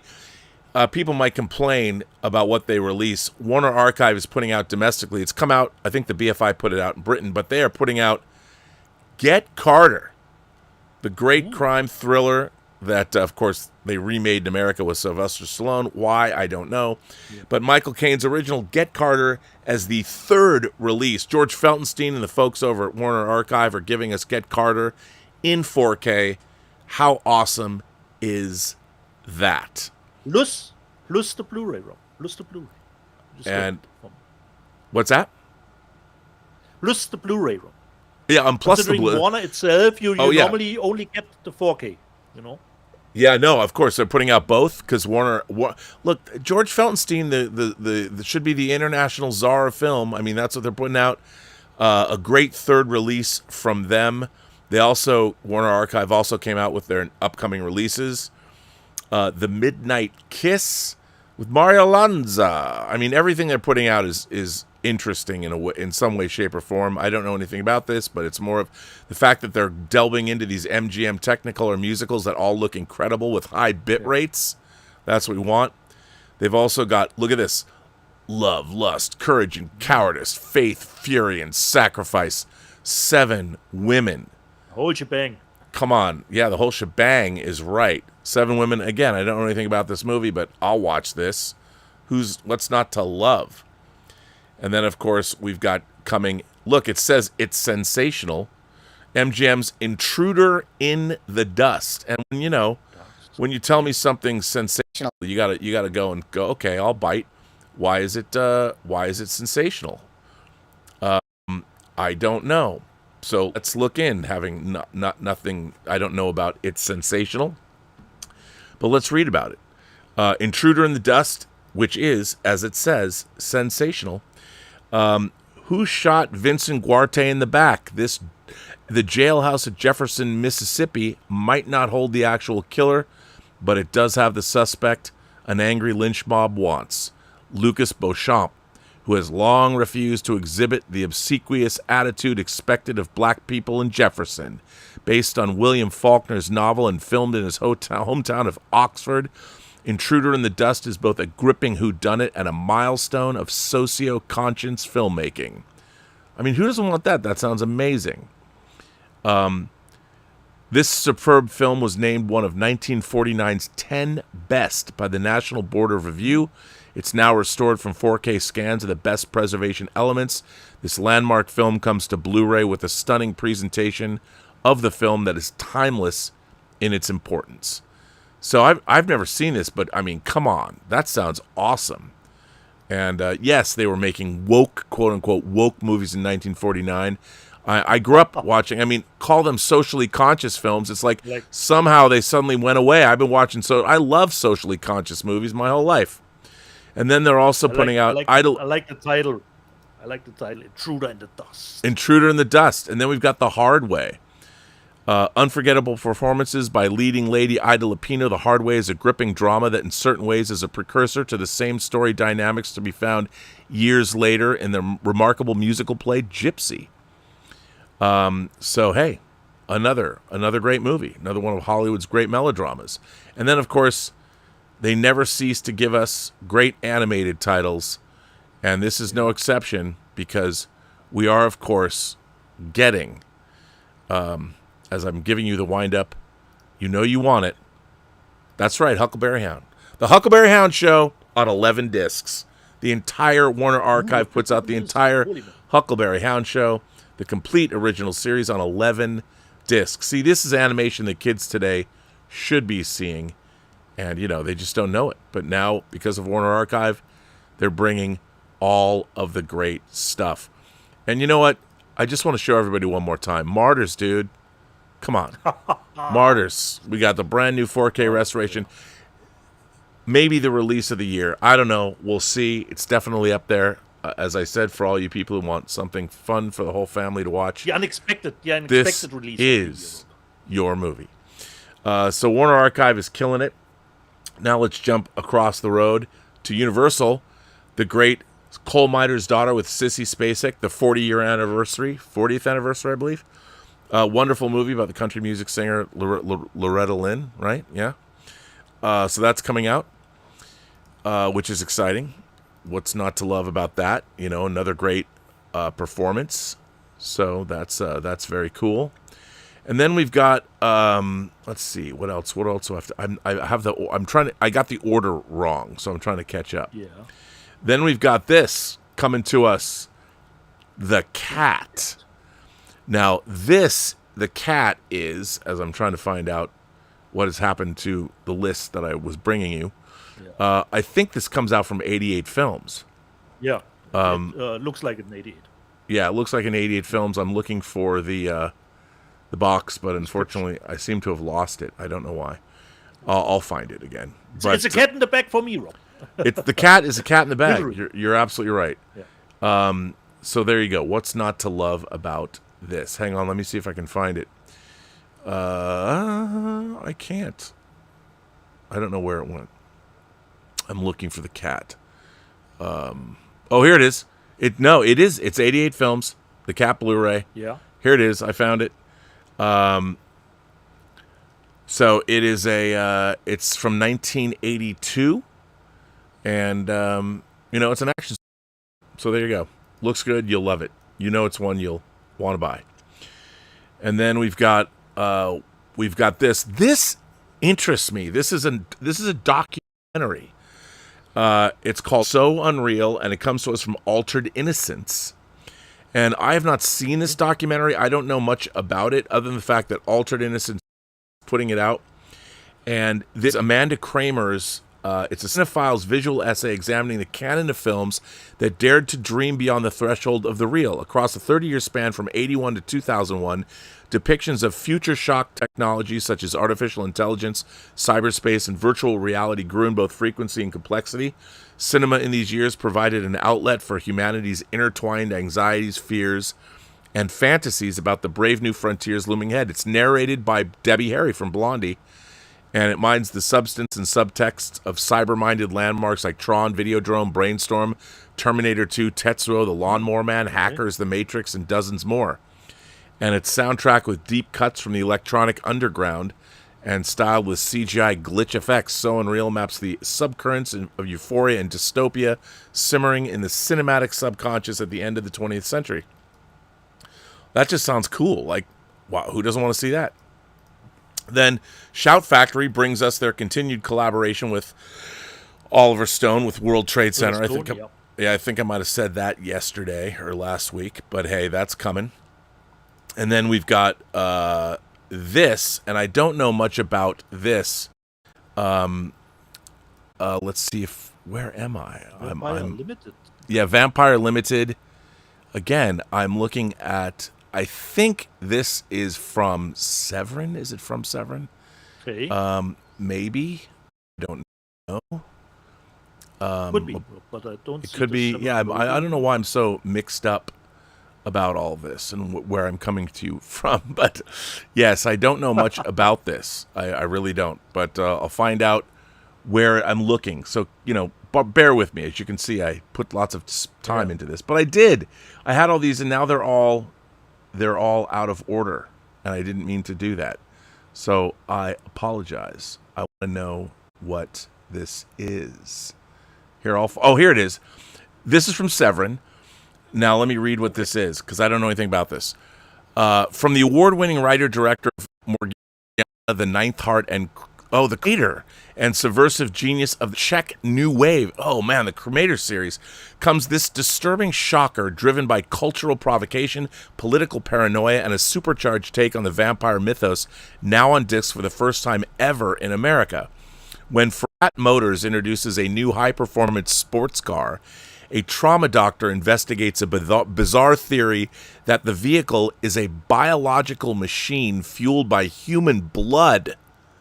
Come on. Oh, my God.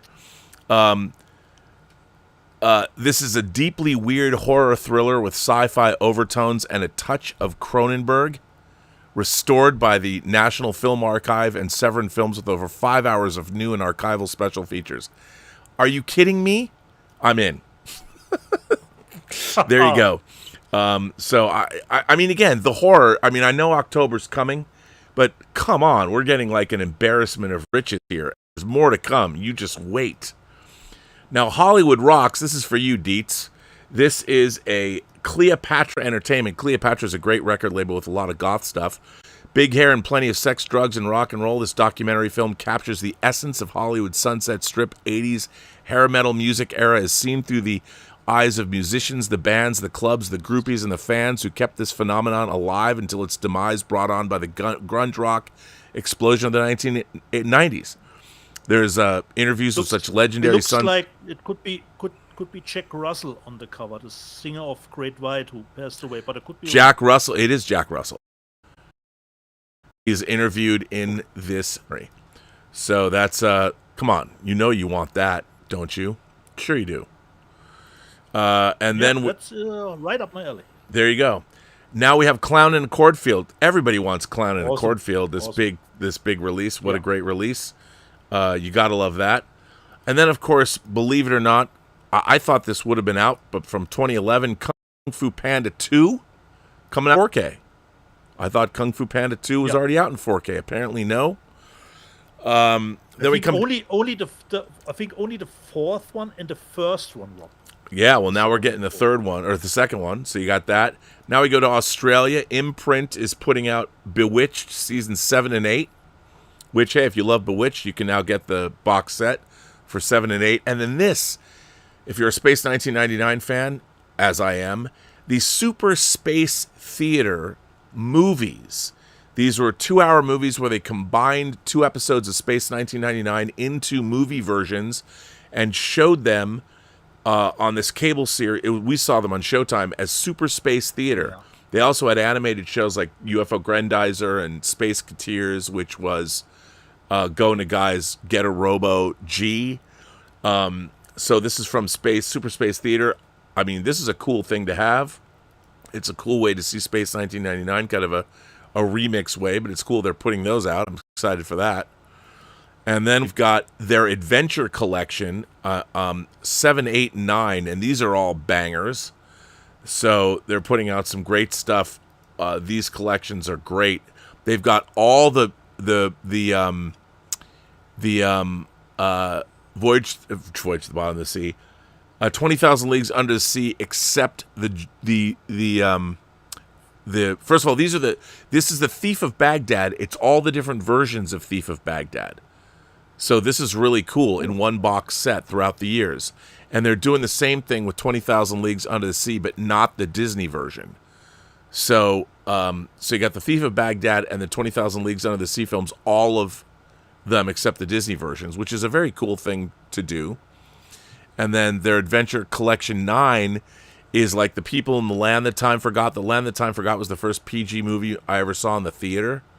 So that's cool to get all of these, like, the Land That Time Forgot movies in one big box set. So all 3 of these are interesting if you're a fan of those films. And then, of course, The Night of Death. Now, this gets an 18 certificate. I don't know anything about this, but because it's called The Night of Death, who doesn't want to see a movie called The Night of Death? This comes to us from Nucleus Films. The Night of Death is from 1980. Suddenly in the Night Horror. The Night of Death is an underrated Gaelic gore fest with bags of atmosphere and a wicked sense of humor.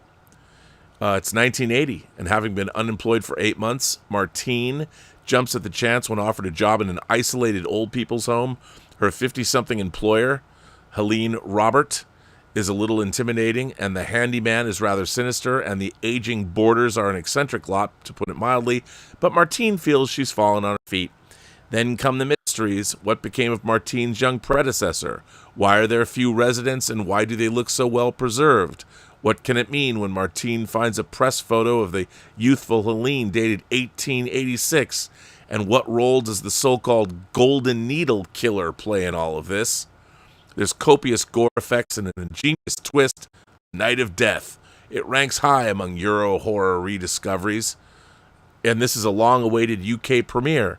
I mean, wow. What's not to love? More Euro horror. It's going to be a great Halloween. The Getting Good. I've never seen it, never heard of it. I want to watch it. Reminds me a little bit of the Burning cover. Oh, it's the Burning cover is total ripoff of this. Except the Burning cover, the blades were going the other direction. They were being held up high. So then we're getting the remake of Sisters is with the remake of Sisters from the aughts. I didn't love it, but Severin's putting it out. What's not to love? That's coming out. And then, of course, not to be outdone, we're getting Martyrs. But we're also getting from Kino Lorber one of the most legendary horror films of all time. I'm sure a favorite of Dieter's. Diane Thorne in Ilsa, She-Wolf of the SS. This movie has castration. It's got human experimentation.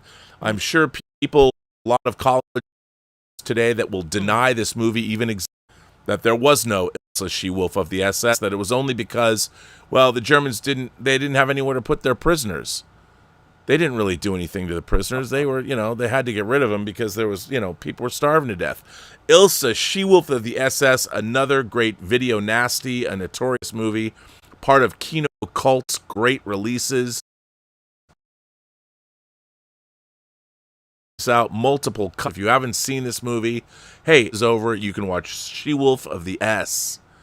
What is not to love? This is a movie I used to show people in college to them out. I had it on Laserdisc. So that's coming.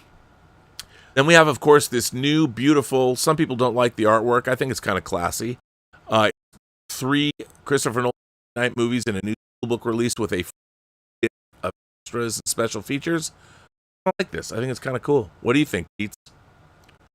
You want this in your section?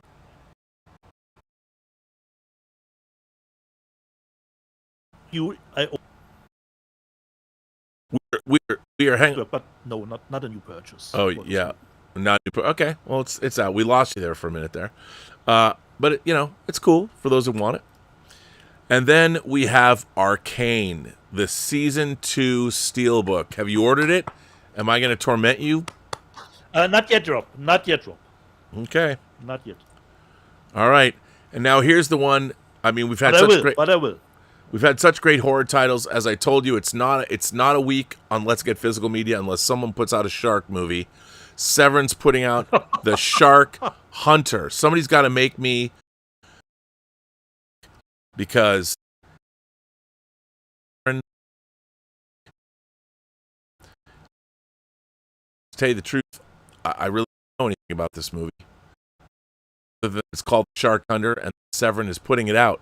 But it doesn't matter, because I know Dieter is going to buy this, because Dieter buys everything with sharks. Right?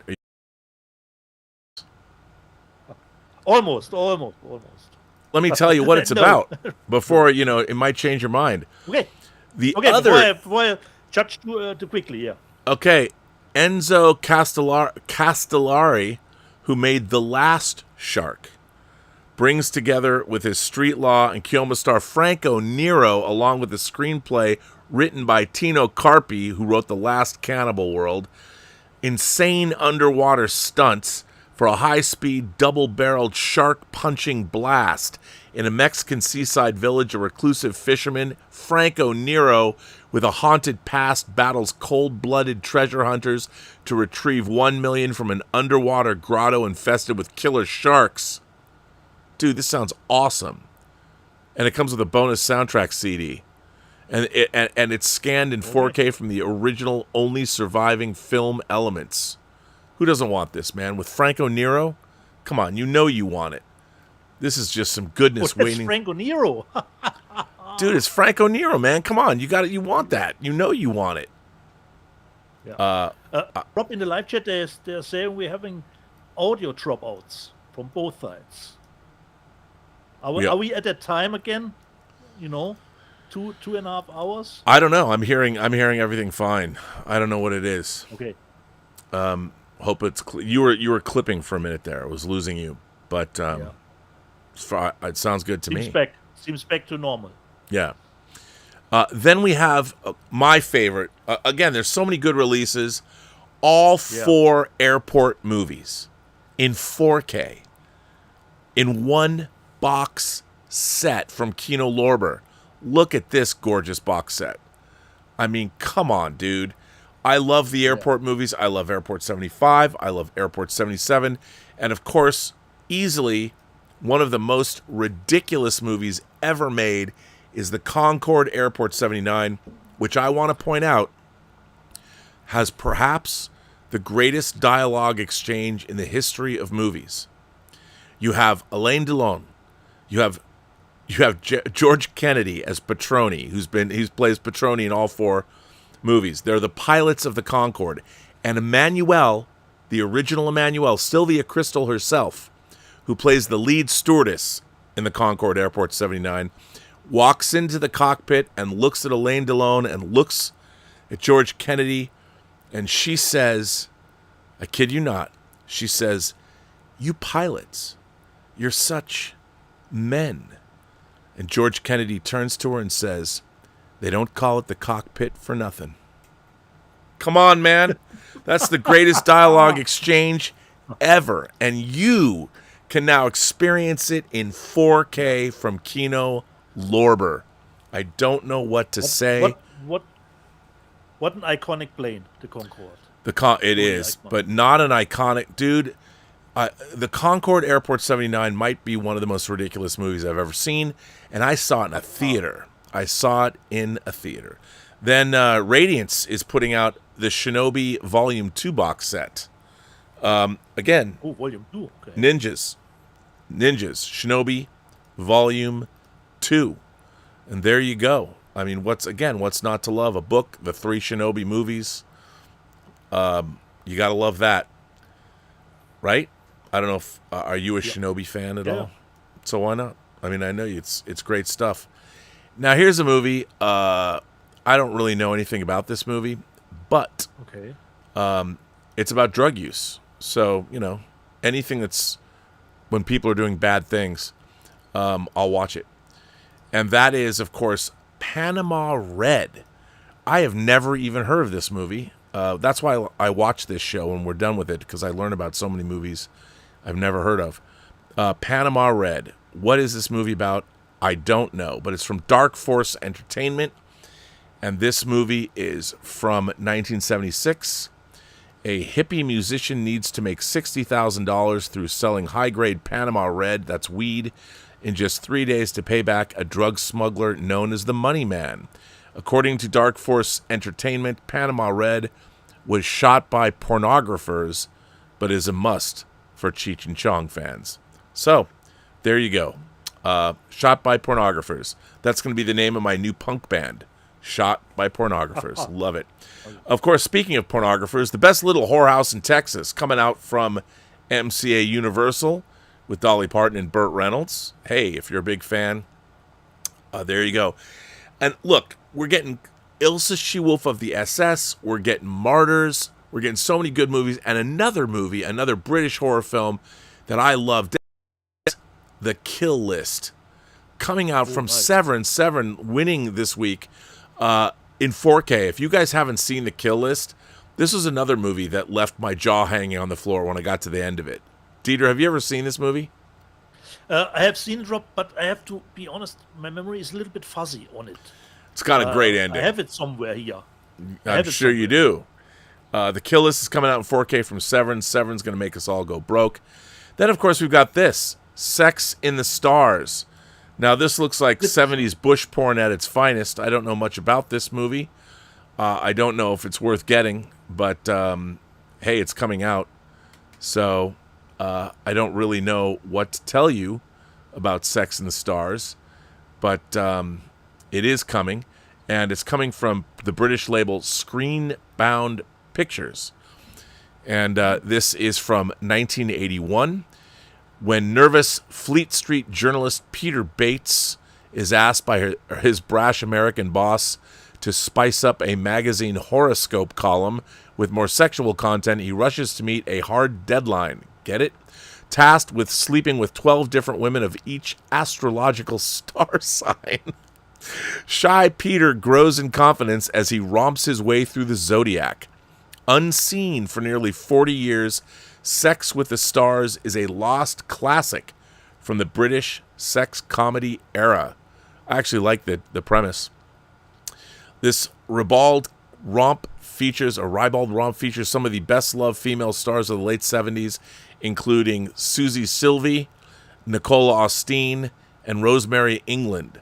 Coupled with the Sex and the Stars is Quadri's 1981 short film Waiting Room, which was mired in controversy upon its release due to its sexual content. Hey man, what's not to love? Sex and the Stars. A guy has to sleep with 12 girls from all the different zodiac signs. That sounds like it's right up my alley. I don't know. And then we've got this is awesome. So Dan Curtis, who created Dark Shadows and made the Winds of War and War and Remembrance miniseries, these are his late night mysteries. This is also another Kino cult title. I love Dan Curtis's stuff, and these late night mysteries. I remember seeing some of these. These are multiple. You've got Shadow of Fear, The Invasion of Carol Enders, Come Die With Me, and Nightmare at 43 Hillcrest. These are all varying degrees of good, but I remember loving these. You know, he also made, perhaps no figure exerted a greater influence on 1970s television horror than Dan Curtis, having created the daytime drama Dark Shadows. And while developing The Night Stalker into a weekly series, he produced standalone thrillers for ABC Television's Worldwide Mystery. These were originally shot on videotape. The 4 films in this collection have been carefully adapted to HD for this Blu-ray release. You know, like they did another box set of early 70s horror with like Susan Sarandon in one of them. Dan Curtis's stuff is great, so I'm really excited to get this. Another great release. The Kino Cult label, man, they're just killing it. You go, Kino, bringing us stuff like this. Then we have Wild Beasts. I don't know anything about this movie, but it looks like William Girdler's Day of the Animals. I don't know if it's like William Girdler's Day of the Animals, but hey, Severin it's Day. coming out in 4K again from Severin.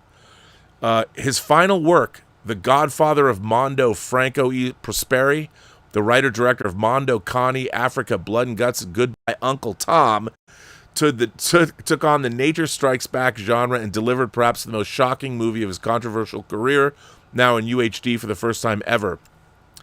When PCP gets into the water supply of a city zoo, the drug-crazed beasts, including tigers, lions, cheetahs, hyenas, and elephants, as well as seeing-eye dogs and sewer rats, go berserk and rampage through the streets of Frankfurt, Dieter.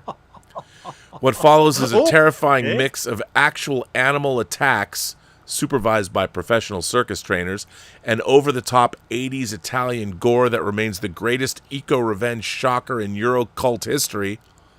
I mean, this is the very definition of an exploitation movie, and it's newly scanned in 4K, and it's a 2-disc set. There's even a trailer for it. Animals on PCP. I don't even know if that's true, if that can even happen, but I'm in. Count me in. Go Severin. Then we have Asylum. And, I mean, what's not to love? Asylum is one of the old, from the 70s, the anthology movies. So this is so great. Severin Films is preparing a 4K release of Roy Ward Baker's Asylum, starring Peter Cushing, Britt Eklund, Herbert Lom, Patrick McGee, and Barry Morse from Space 1999. This is an awesome movie. I love this movie. In 1972, the studio that dripped blood brought together director Roy Ward Baker, screenwriter Robert Bloch of Psycho fame, and an all-star cast that includes, who I just read, and Charlotte Rampling for the classic spinning image calls the most entertaining of Amicus's anthology movies. And now in 4K for the very first time. Here inside the gates of Dunsmore Asylum for the incurably insane, you'll discover 4 disturbing tales of voodoo vengeance, murderous mannequins, psychotic ingenues, demonic dolls, and one killer twist of an ending. This is awesome to get this. I love these horror titles, dude. Epic. It's just great to get them. So I'm very excited to get this. I love the Amicus films. You know, Dr. Terror's House of Horrors, and there's just great stuff. I can't wait to get this. So yay me. More good things that I want to get. Now let's see. Where am I? And then of course, you think the goodness is about to end, but you would be wrong, because we're getting yet another release of Scarface. Another release of Scarface in a special edition. It's the 35th anniversary reunion, the Scarface phenomenon. Look at these special features. You know you want to buy it. How many times have you bought Scarface? 100,000, but what's not? Hey, one more title. Awesome. So there's that if you want it. Then, of course, we've got the 20th anniversary of The Corpse Bride coming out on Steelbook, which is cool. And then we get, already, if you weren't excited, Dieter, if you weren't excited about all these amazing titles, we get to Criterion's October slate. Oh my God, one of I don't understand this, but one of my favorite movies as a kid, well, I turned 13 when it came out, Ken Russell's Altered States. This movie was shot by Jordan Cronenweth. This movie is directed by Ken Russell, even though Patty Chayefsky did not like his version. I love this movie. William Hurt, Blair Brown. This movie is so good. And it was one of the great early of CG in film. It has incredible physical transformation effects. This is kind of a forgotten movie. Warner Brothers put out a bare bones release of this years ago on Blu-ray. To me, this is a. But this I always was remember that iconic poster of it. So I was hoping actually for the original artwork. Yeah, but I love this. I'm sure we'll have the original artwork somewhere in this. But people today don't know this movie, but this was like a huge genre release. This was a sci-fi horror pastiche. It's so good. It was part of a group of movies like All That Jazz and The Big Chill. That it was full of people like in their 30s I wanted to grow up and be. William Hurt is great in this as a college professor who's in love with Blair Brown. There's hot sex in this movie. There's great physical transformation effects. There's incredible John Caglioni's music. There's drug trips. There's sensory deprivation. This movie is fucking great. And to get this in 4K, again, this is a Warner title. This is the beginning of a deluge of titles we're getting. We saw World Trade Center is one of them. Warner has made it great between Criterion, between Shout Factory, and between Arrow. We are getting all the great genre movies that Warner Brothers has not put out, all that we've all wanted. And I can't wait. This is one of the first. Can't wait to get it. Criterion is also putting out. Actually, Rob, the German title is Der Höllentrip, the trip to hell, Rob. Wow. Well, there you go. That's the German title. This has also got a bit of a romance in it. And then we've got David Cronenberg's History of Violence, written by Josh Olson in 4K. This is a great film, one of two that they're releasing in October. Then we have Les Sans Visage. This is, of course, Eyes Without a Face. This is one of the great horror films of all time. I already have the Umbrella release. I don't know if I'm going to pick this up. Probably not, because the Umbrella release is great, but we're getting this from them in 4K. Twin Peaks Fire Walk with Me. Another re-release in 4K.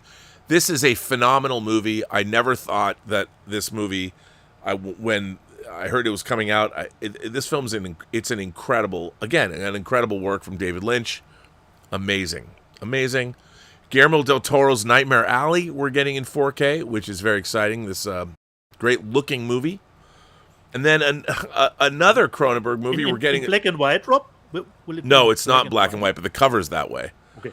Then we're getting Cronenberg's latest, The Shrouds, that just came out. Oh, nice. So that's very exciting. All, again, in 4K. And a movie I don't know anything about, Deep Crimson, but I love this cover.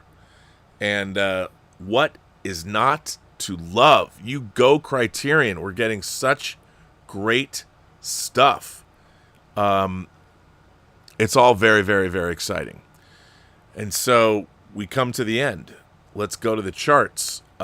Dude, I mean, there's so much great stuff. Severin's putting out a shark movie with Franco Nero. Who would have thought? Unbelievable. I'm getting so many bangers. Martyrs, Silverado, Altered States, The Shroud's coming out, which is great. Ilsa, She-Wolf of the SS in 4K. I should be ashamed that I want it, but I am the guy who bought Cafe Flesh, so I'm not going to apologize. And then Ben Wheatley's The Kill List. We'll get SS, She-Wolf of the SS anyway, Rob, since it's from Kino Lorber, if you want it or not. Well, yeah, and then the airport movies. This is just a great list. And let's what a great week of great stuff from all different kinds of people. And then we've of course got the top selling all formats this week. Sinners obviously is number one. I haven't got my steelbook yet. Grave of the Fireflies from Shout is number two. Okay. Another feel good movie. It fits right in with Martyrs. The Amateur, with Rami Malek. Yeah. Fallout Season 1, which you showed. The Minecraft movie. Oh, nice. Warfare. Nosferatu 2024. Clueless. Barry Lyndon. Loving to see that in the top 10. And The Thing. They must have re-released that. And then the 4K only list. Sinners. Fallout. Clueless. Nosferatu. Barry Lyndon is number 5. Love seeing that. The Thing, Blade Runner 2049, the James Bond box set, the Daniel Craig collection, which is great. Gladiator 2 and Lord of the Rings, the motion picture trilogy must have come out.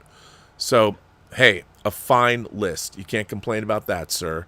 And that is all the news that's fit to print. Rob, if you're putting the charts again, just the last thing has jumped from place 145 to number 6 on that list. You know, previous week, The Thing, 145 to number 6. They must have re-released it. Probably a Schnäppchen, Rob. Yeah, probably a Schnäppchen, but hey, Schnäppchen. how good is that?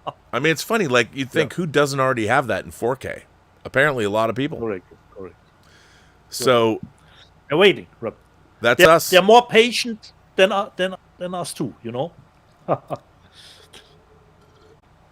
So I give it over to you. Super.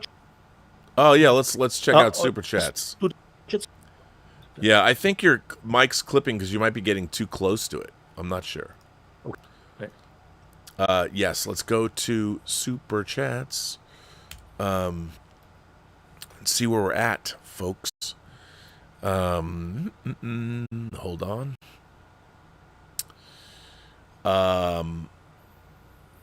Let's see. Hang on. Wow, there's a lot of super chats. Blackadder, not I, says you can't put a price on space. Well, you probably can, but you made a wise purchase, RMB, with Criterion.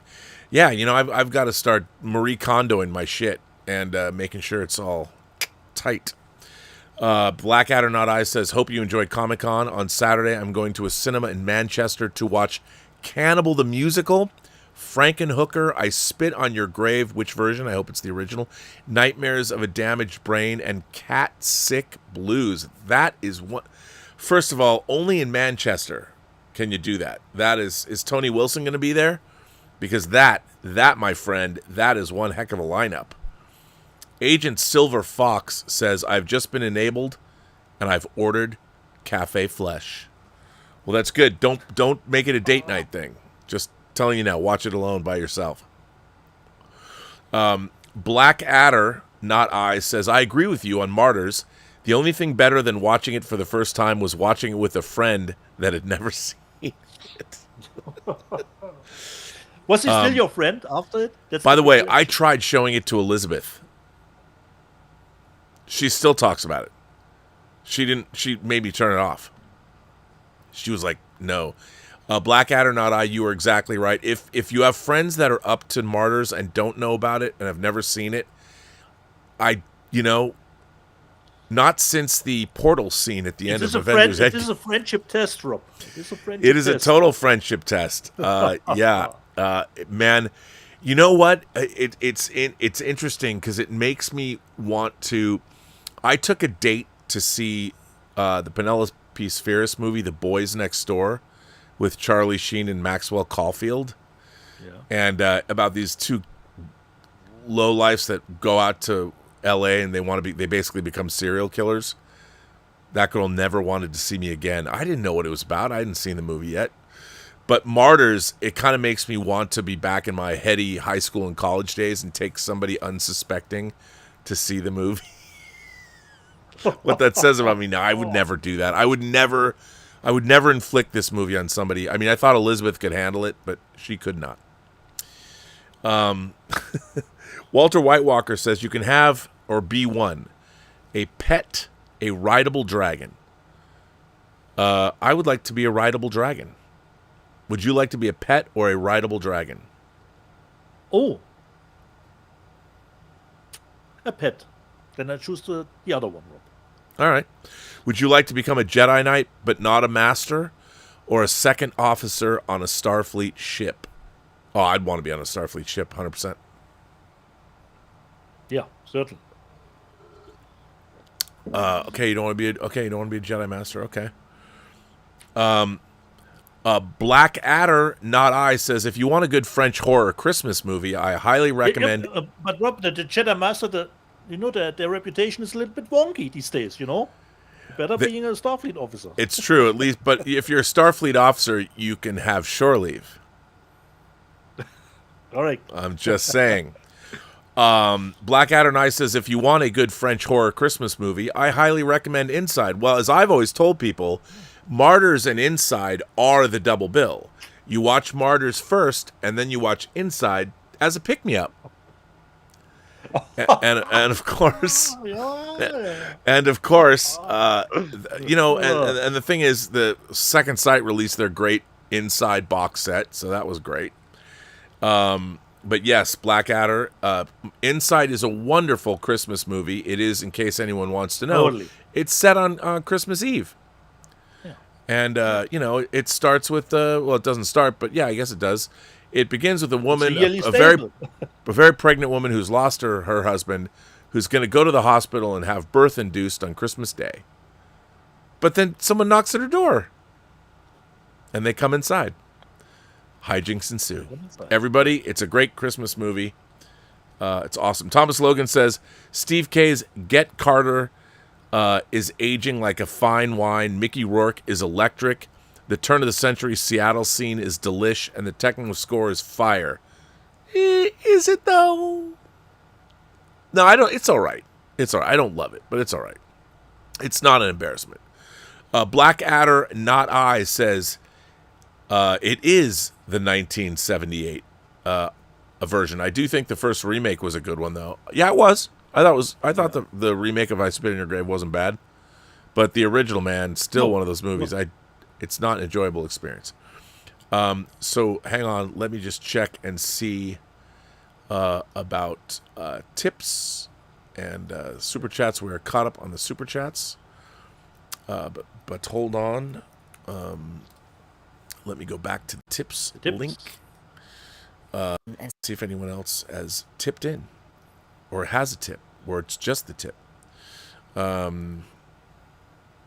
Nope, we're good. We are good, Deets. We are caught up. Okay. Then take a short little break, Rob. And I say, previously on Let's Get Physical Media, because a lot of people have seen Superman. Marco, I got wowed more times at Jurassic World than Superman. Okay. David, Animal Guy, I'm avoiding James Gunn's Superman.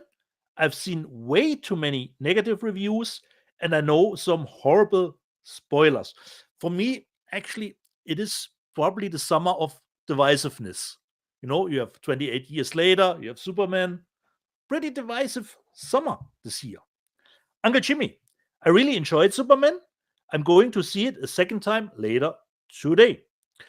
Blue Sunrise, saw it last night. Loved the new Superman. Tony Reyes, already seen Superman 3 times. Clarence Maxwell, why are YouTubers so worried about how much money a movie makes? We're not worried, but interested in it because, as I said, I'm interested in the box office because normally it mirrors later where the physical media sales will go. So a successful movie is probably, at least it was back in Let the me day. just chime in on that. The will- reason YouTubers are so interested in it is because a lot of people want to gloat that James Gunn's new DC universe is already a failure. Seriously, that's what they're doing. That's always a point. But I thought I don't know if he specifically meant us. We are interested because normally a good box office mirrors later in physical media sales of the movie. Perhaps not Lilo and Stitch, Disney Plus, but the genre stuff. Blue Sunrise. Gunn brought sexy women back. Lois, Cat, Tessmara, the engineer Hawker, also gorgeous. And Uncle Jimmy says, right, it was refreshing having hot, sexy chicks again. Admiral, if you eliminate all that comic franchise stuff from the movie landscape, you will certainly find real movie entertainment. Danzig, 1979. You don't need to put Snyder's version down to raise Gunn's vision up. It's okay to like both. You certainly can. The Alex Sorber. I looked at Metal, went to bed, woke up, and it was still on. B is the Terminator of YouTubers. Miele, I hope someone told him that Superman Returns, since Brian Singer was on, is super boring. I have to say, considering Superman Returns, I believe my most favorite scene of all Supermans is the saving of the shuttle and saving the plane in Superman Returns. I can tell you how often I use that scene, especially with the great sound design that scene had. Roman Chopper. I'm reading Pluto manga in German now to improve the language. Okay, nice. Gordon Waddell. Thinking about starting to watch Foundation, is it worth investing the time? I can tell you I haven't started, but considering Rob, it is totally the first season's a little tough. Okay. But it's kind of like the first season of Babylon 5, but seasons 2 and 3 exponentially get better. Okay, nice to know. LE, the final metamorphosis, that's nice, but I'm not the biggest fan of Lethal Weapon. Pardon? Okay. Gordon Waddell, I have the UK Lethal Weapon 4K box set, very nice, but the spot closing of their eyes is just creepy. Yeah, it has a little bit of a creep factor to it. Uncle Jimmy, I really liked Fight or Flight as well. It was fun as hell. Yeah, Uncle Jimmy, it certainly was one of my favorites, actually, of this year. Clarence Maxwell, Deep Star 6 and Leviathan are a billion times better than Lame Abyss. Pardon? Are you trolling, Clarence? Unbelievable. And Rob last week showed Ghoulies 3. Ghoulies go to college. And Adventure Squares thinks, well, the Ghoulies have to learn ghouling somewhere. Okay? They learned that in college. Pete and Card, I've watched Superman twice now, and it got better after the second viewing. Went from 8.9 to a 9 out of 10. Such a good romp of a film. Seeing it again later this week, can't wait. So we have multiple viewings from people. Brian Knight, what is the over-under the number of times True Noir will be referenced in the show? 12? Certainly around that, perhaps even above 12. Hey man, we're all capitalists here, you know. How am I supposed to buy discs if my work doesn't get sold? You know? Come on. Gone with that. If Rob is God, that means Dieter is Satan. I knew it. I totally take that role, you know. Germans are always the bad ones. Gone with that. Have fun all. Don't let Dieter persuade you into buying trash on my way to finally see Superman. This one was for Max that we already discussed. This I haven't brought up to Max, but it was not a specific question. Homo erectus. Max should start a podcast. He's so incredibly knowledgeable about these films.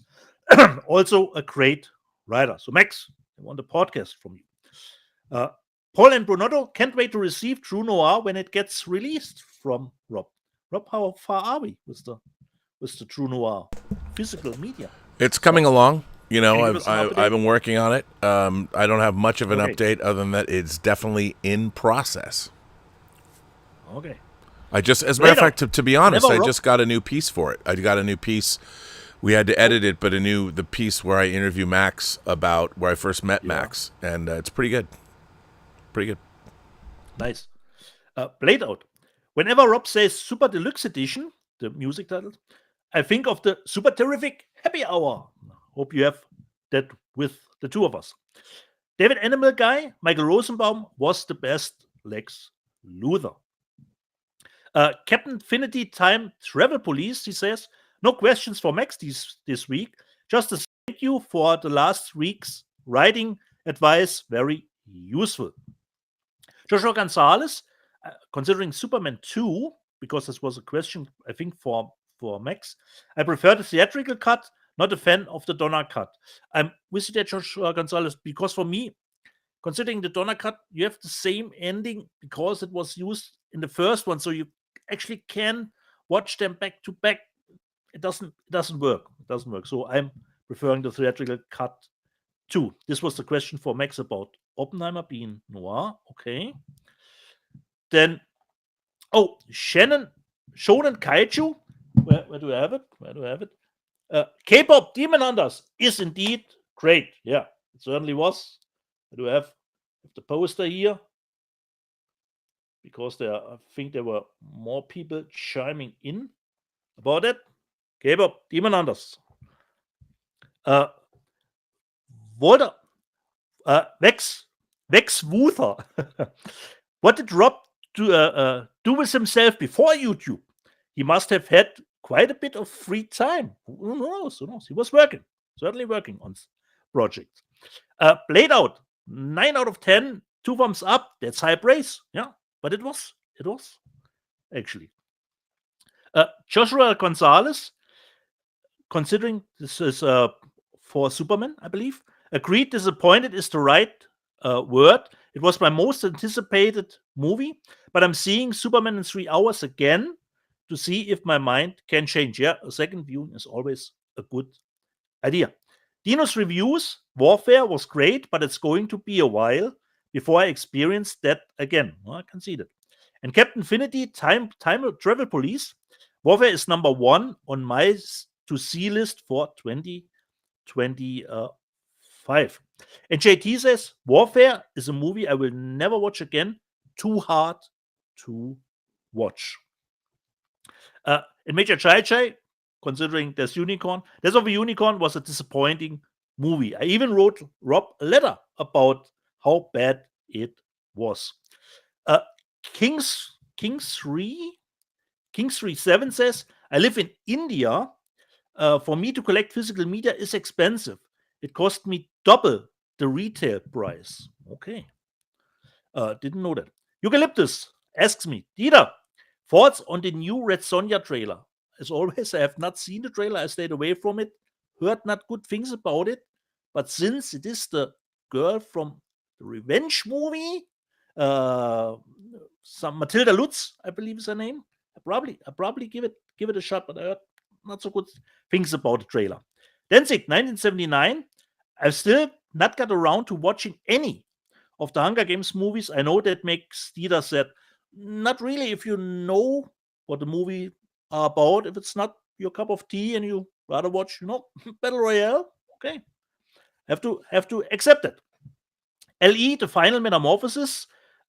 Man, considering Rob showed it in the section, man, just got the airplanes on Blu-ray. Yeah, that's unfortunately our life, double dipping, or just buying something and then you get the announcement of the better version. Mieli, Dieter is going to hate Superman. Paul and Brunotto, I agree. I don't think Dieter is going to like Superman. I liked it, but I'm not over the moon like a lot of other people are with the movie.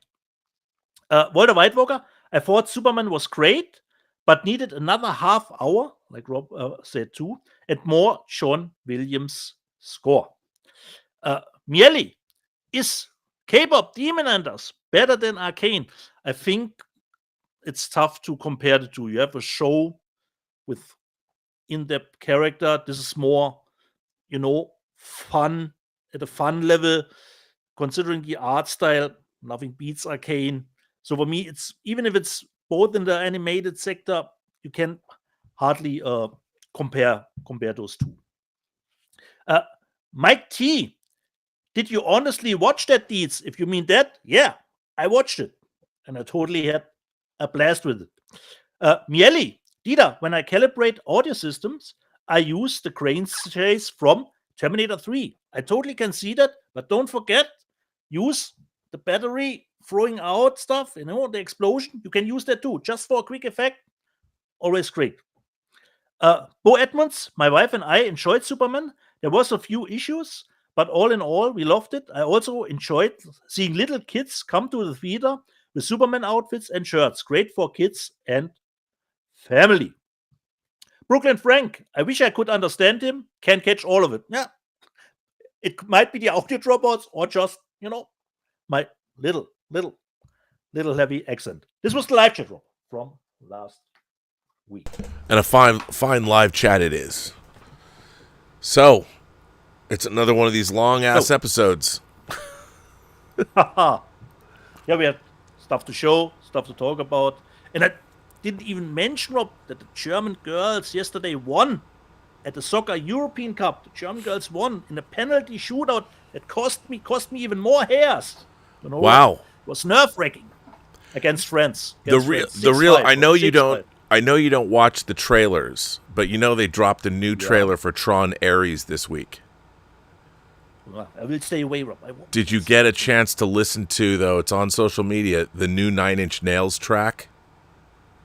No, not yet, Rob. Because, you know, Trent Reznor and Atticus Ross have been doing soundtracks for like the last 20 or 15 years. I think they did Social Network, Watchmen, you know, they've done a ton of soundtracks. But if memory serves, there hasn't been, I mean, even Trent Reznor and his wife did the band, they did How to Destroy Angels, and they did like there's a great piece of music they did called A Drowning that I really loved, but there hasn't been like Nine Inch Nails, and Nine Inch Nails is doing the score for Tron Ares, and they released, I think it's called As Real As You Need Me to Be. You can get the song, you can get the single, dude, because you know the Daft Punk version of Tron Legacy, that soundtrack was one of the great soundtracks of the 21st century. So how do you top it? Well, they came out swinging the same way when the Daft Punk, I think it was Recognizer was the first track. It was a banger track they released from Tron Legacy. But the Nine Inch Nails soundtrack drops, I want to say September 18th. The whole soundtrack for Tron Ares. And the movie comes out in October. But October, yeah. I'm really excited. It's probably, Rob, my most awaited movie for the rest of the year. Oh my God! For the rest of the year. You haven't seen the trailer, but the trailer's incredible. The first. I have seen the first teaser, Rob. You know. Oh no, the second trailer, you should watch it. It'll get you excited. Yeah. It looks really good, dude. Okay.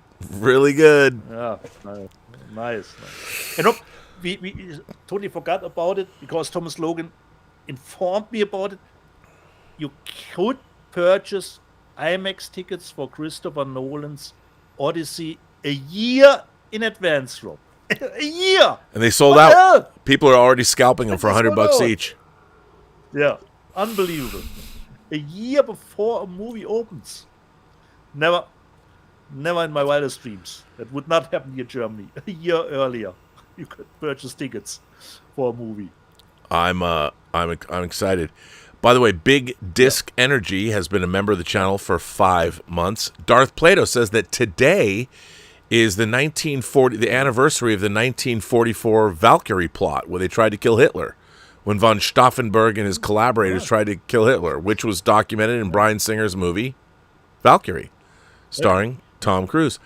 Castle Grace Skull sends out a gift of a Burnettwork membership. By the way, we won't. I don't know if I'll be doing a membership call next Saturday, because Saturday is Elizabeth's birthday, and there is Comic-Con, so I don't know how it's all going to work out. Busy weekend. And Darth Plato's been a member for 55 months. 55 months. That's amazing. So we're living in strange times, man. Strange times. I mean, if you go to Coldplay concerts and you're having an affair, you're going to get outed. You know, it's going to happen. And, wow, lots of stuff going on. Totally. When will you see Fantastic Four, Rob? Do we have a... I don't know. It's kind of a problem because it doesn't open until Thursday. And Comic-Con is Wednesday. I don't know if I'm going to get to see it. And I might have to wait till Monday to see it.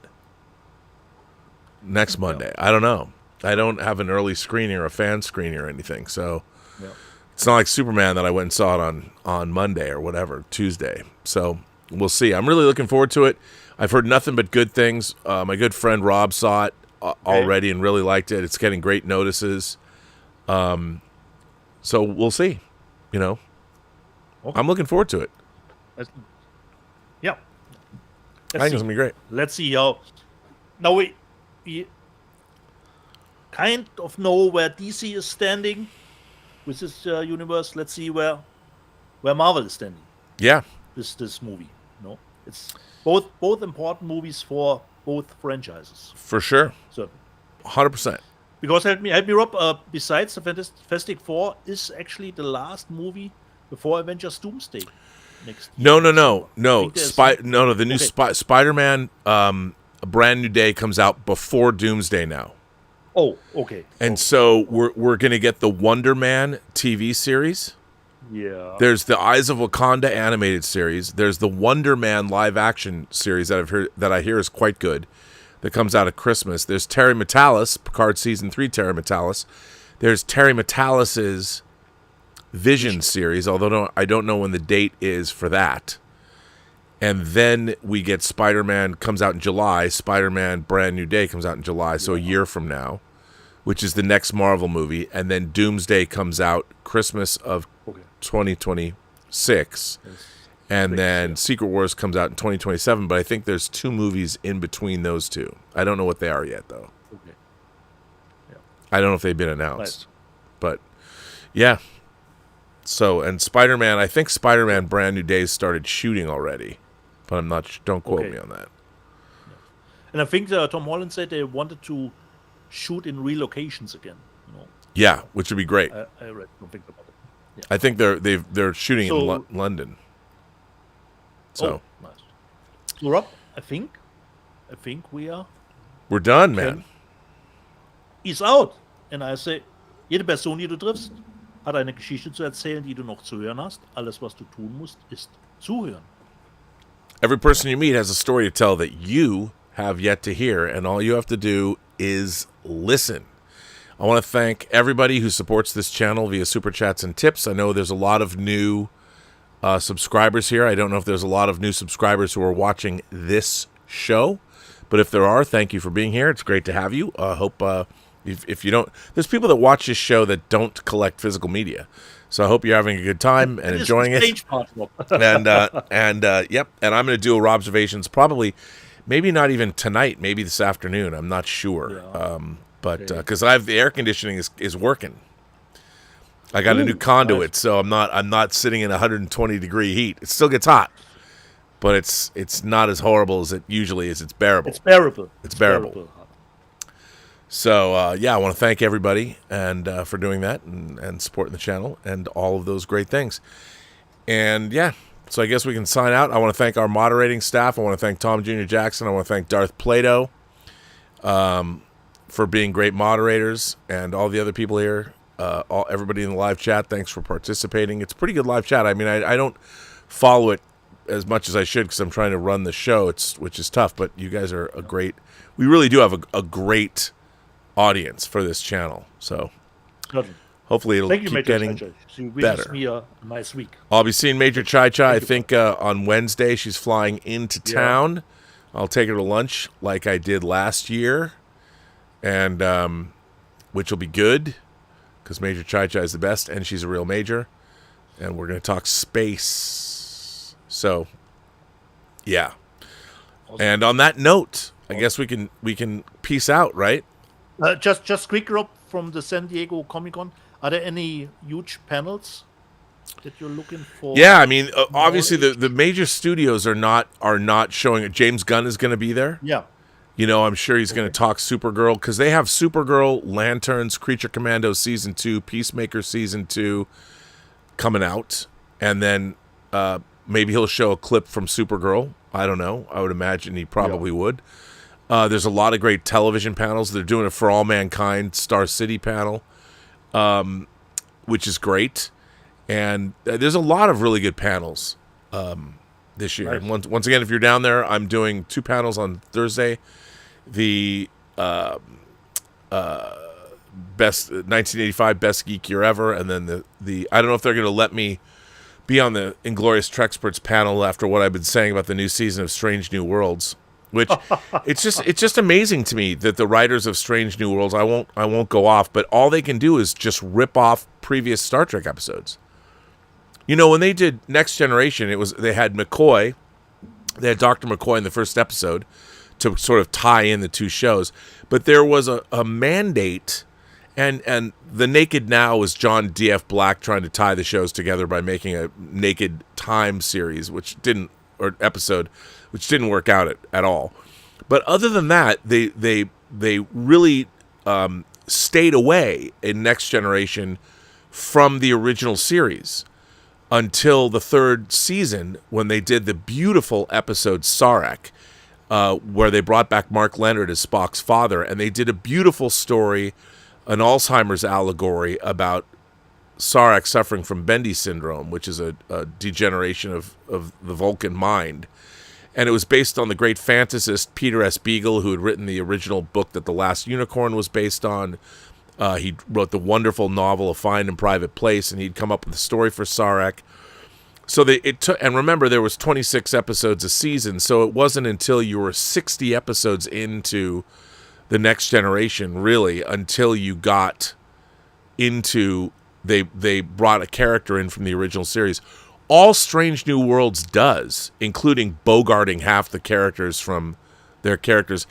The entire opposite is true. All they want to do is co-opt everything from the original series and change it and make it theirs. I mean, whether it's Balance of Terror, whether it's Space Seed, whether it's Arena, whether it's Squire of Gothos, as they did. I mean, it's disgusting. It's the most creatively bankrupt, awful show maybe ever in terms of big budget science fiction, and it is a pox on the Star Trek franchise. And you know what? The performers are great.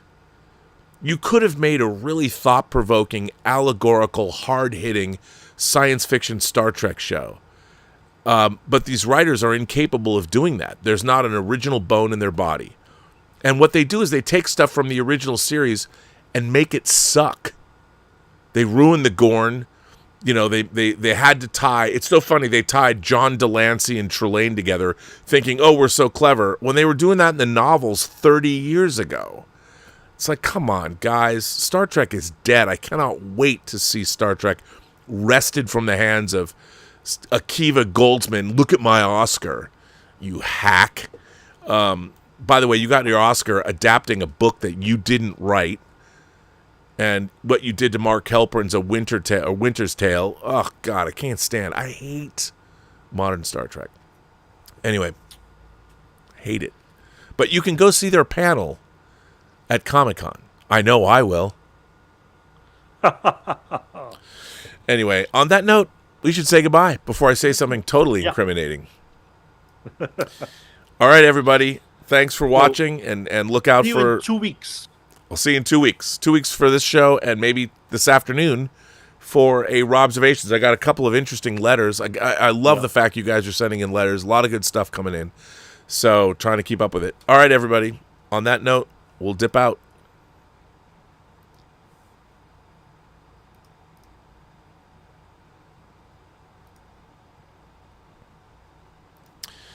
And we are out, sir.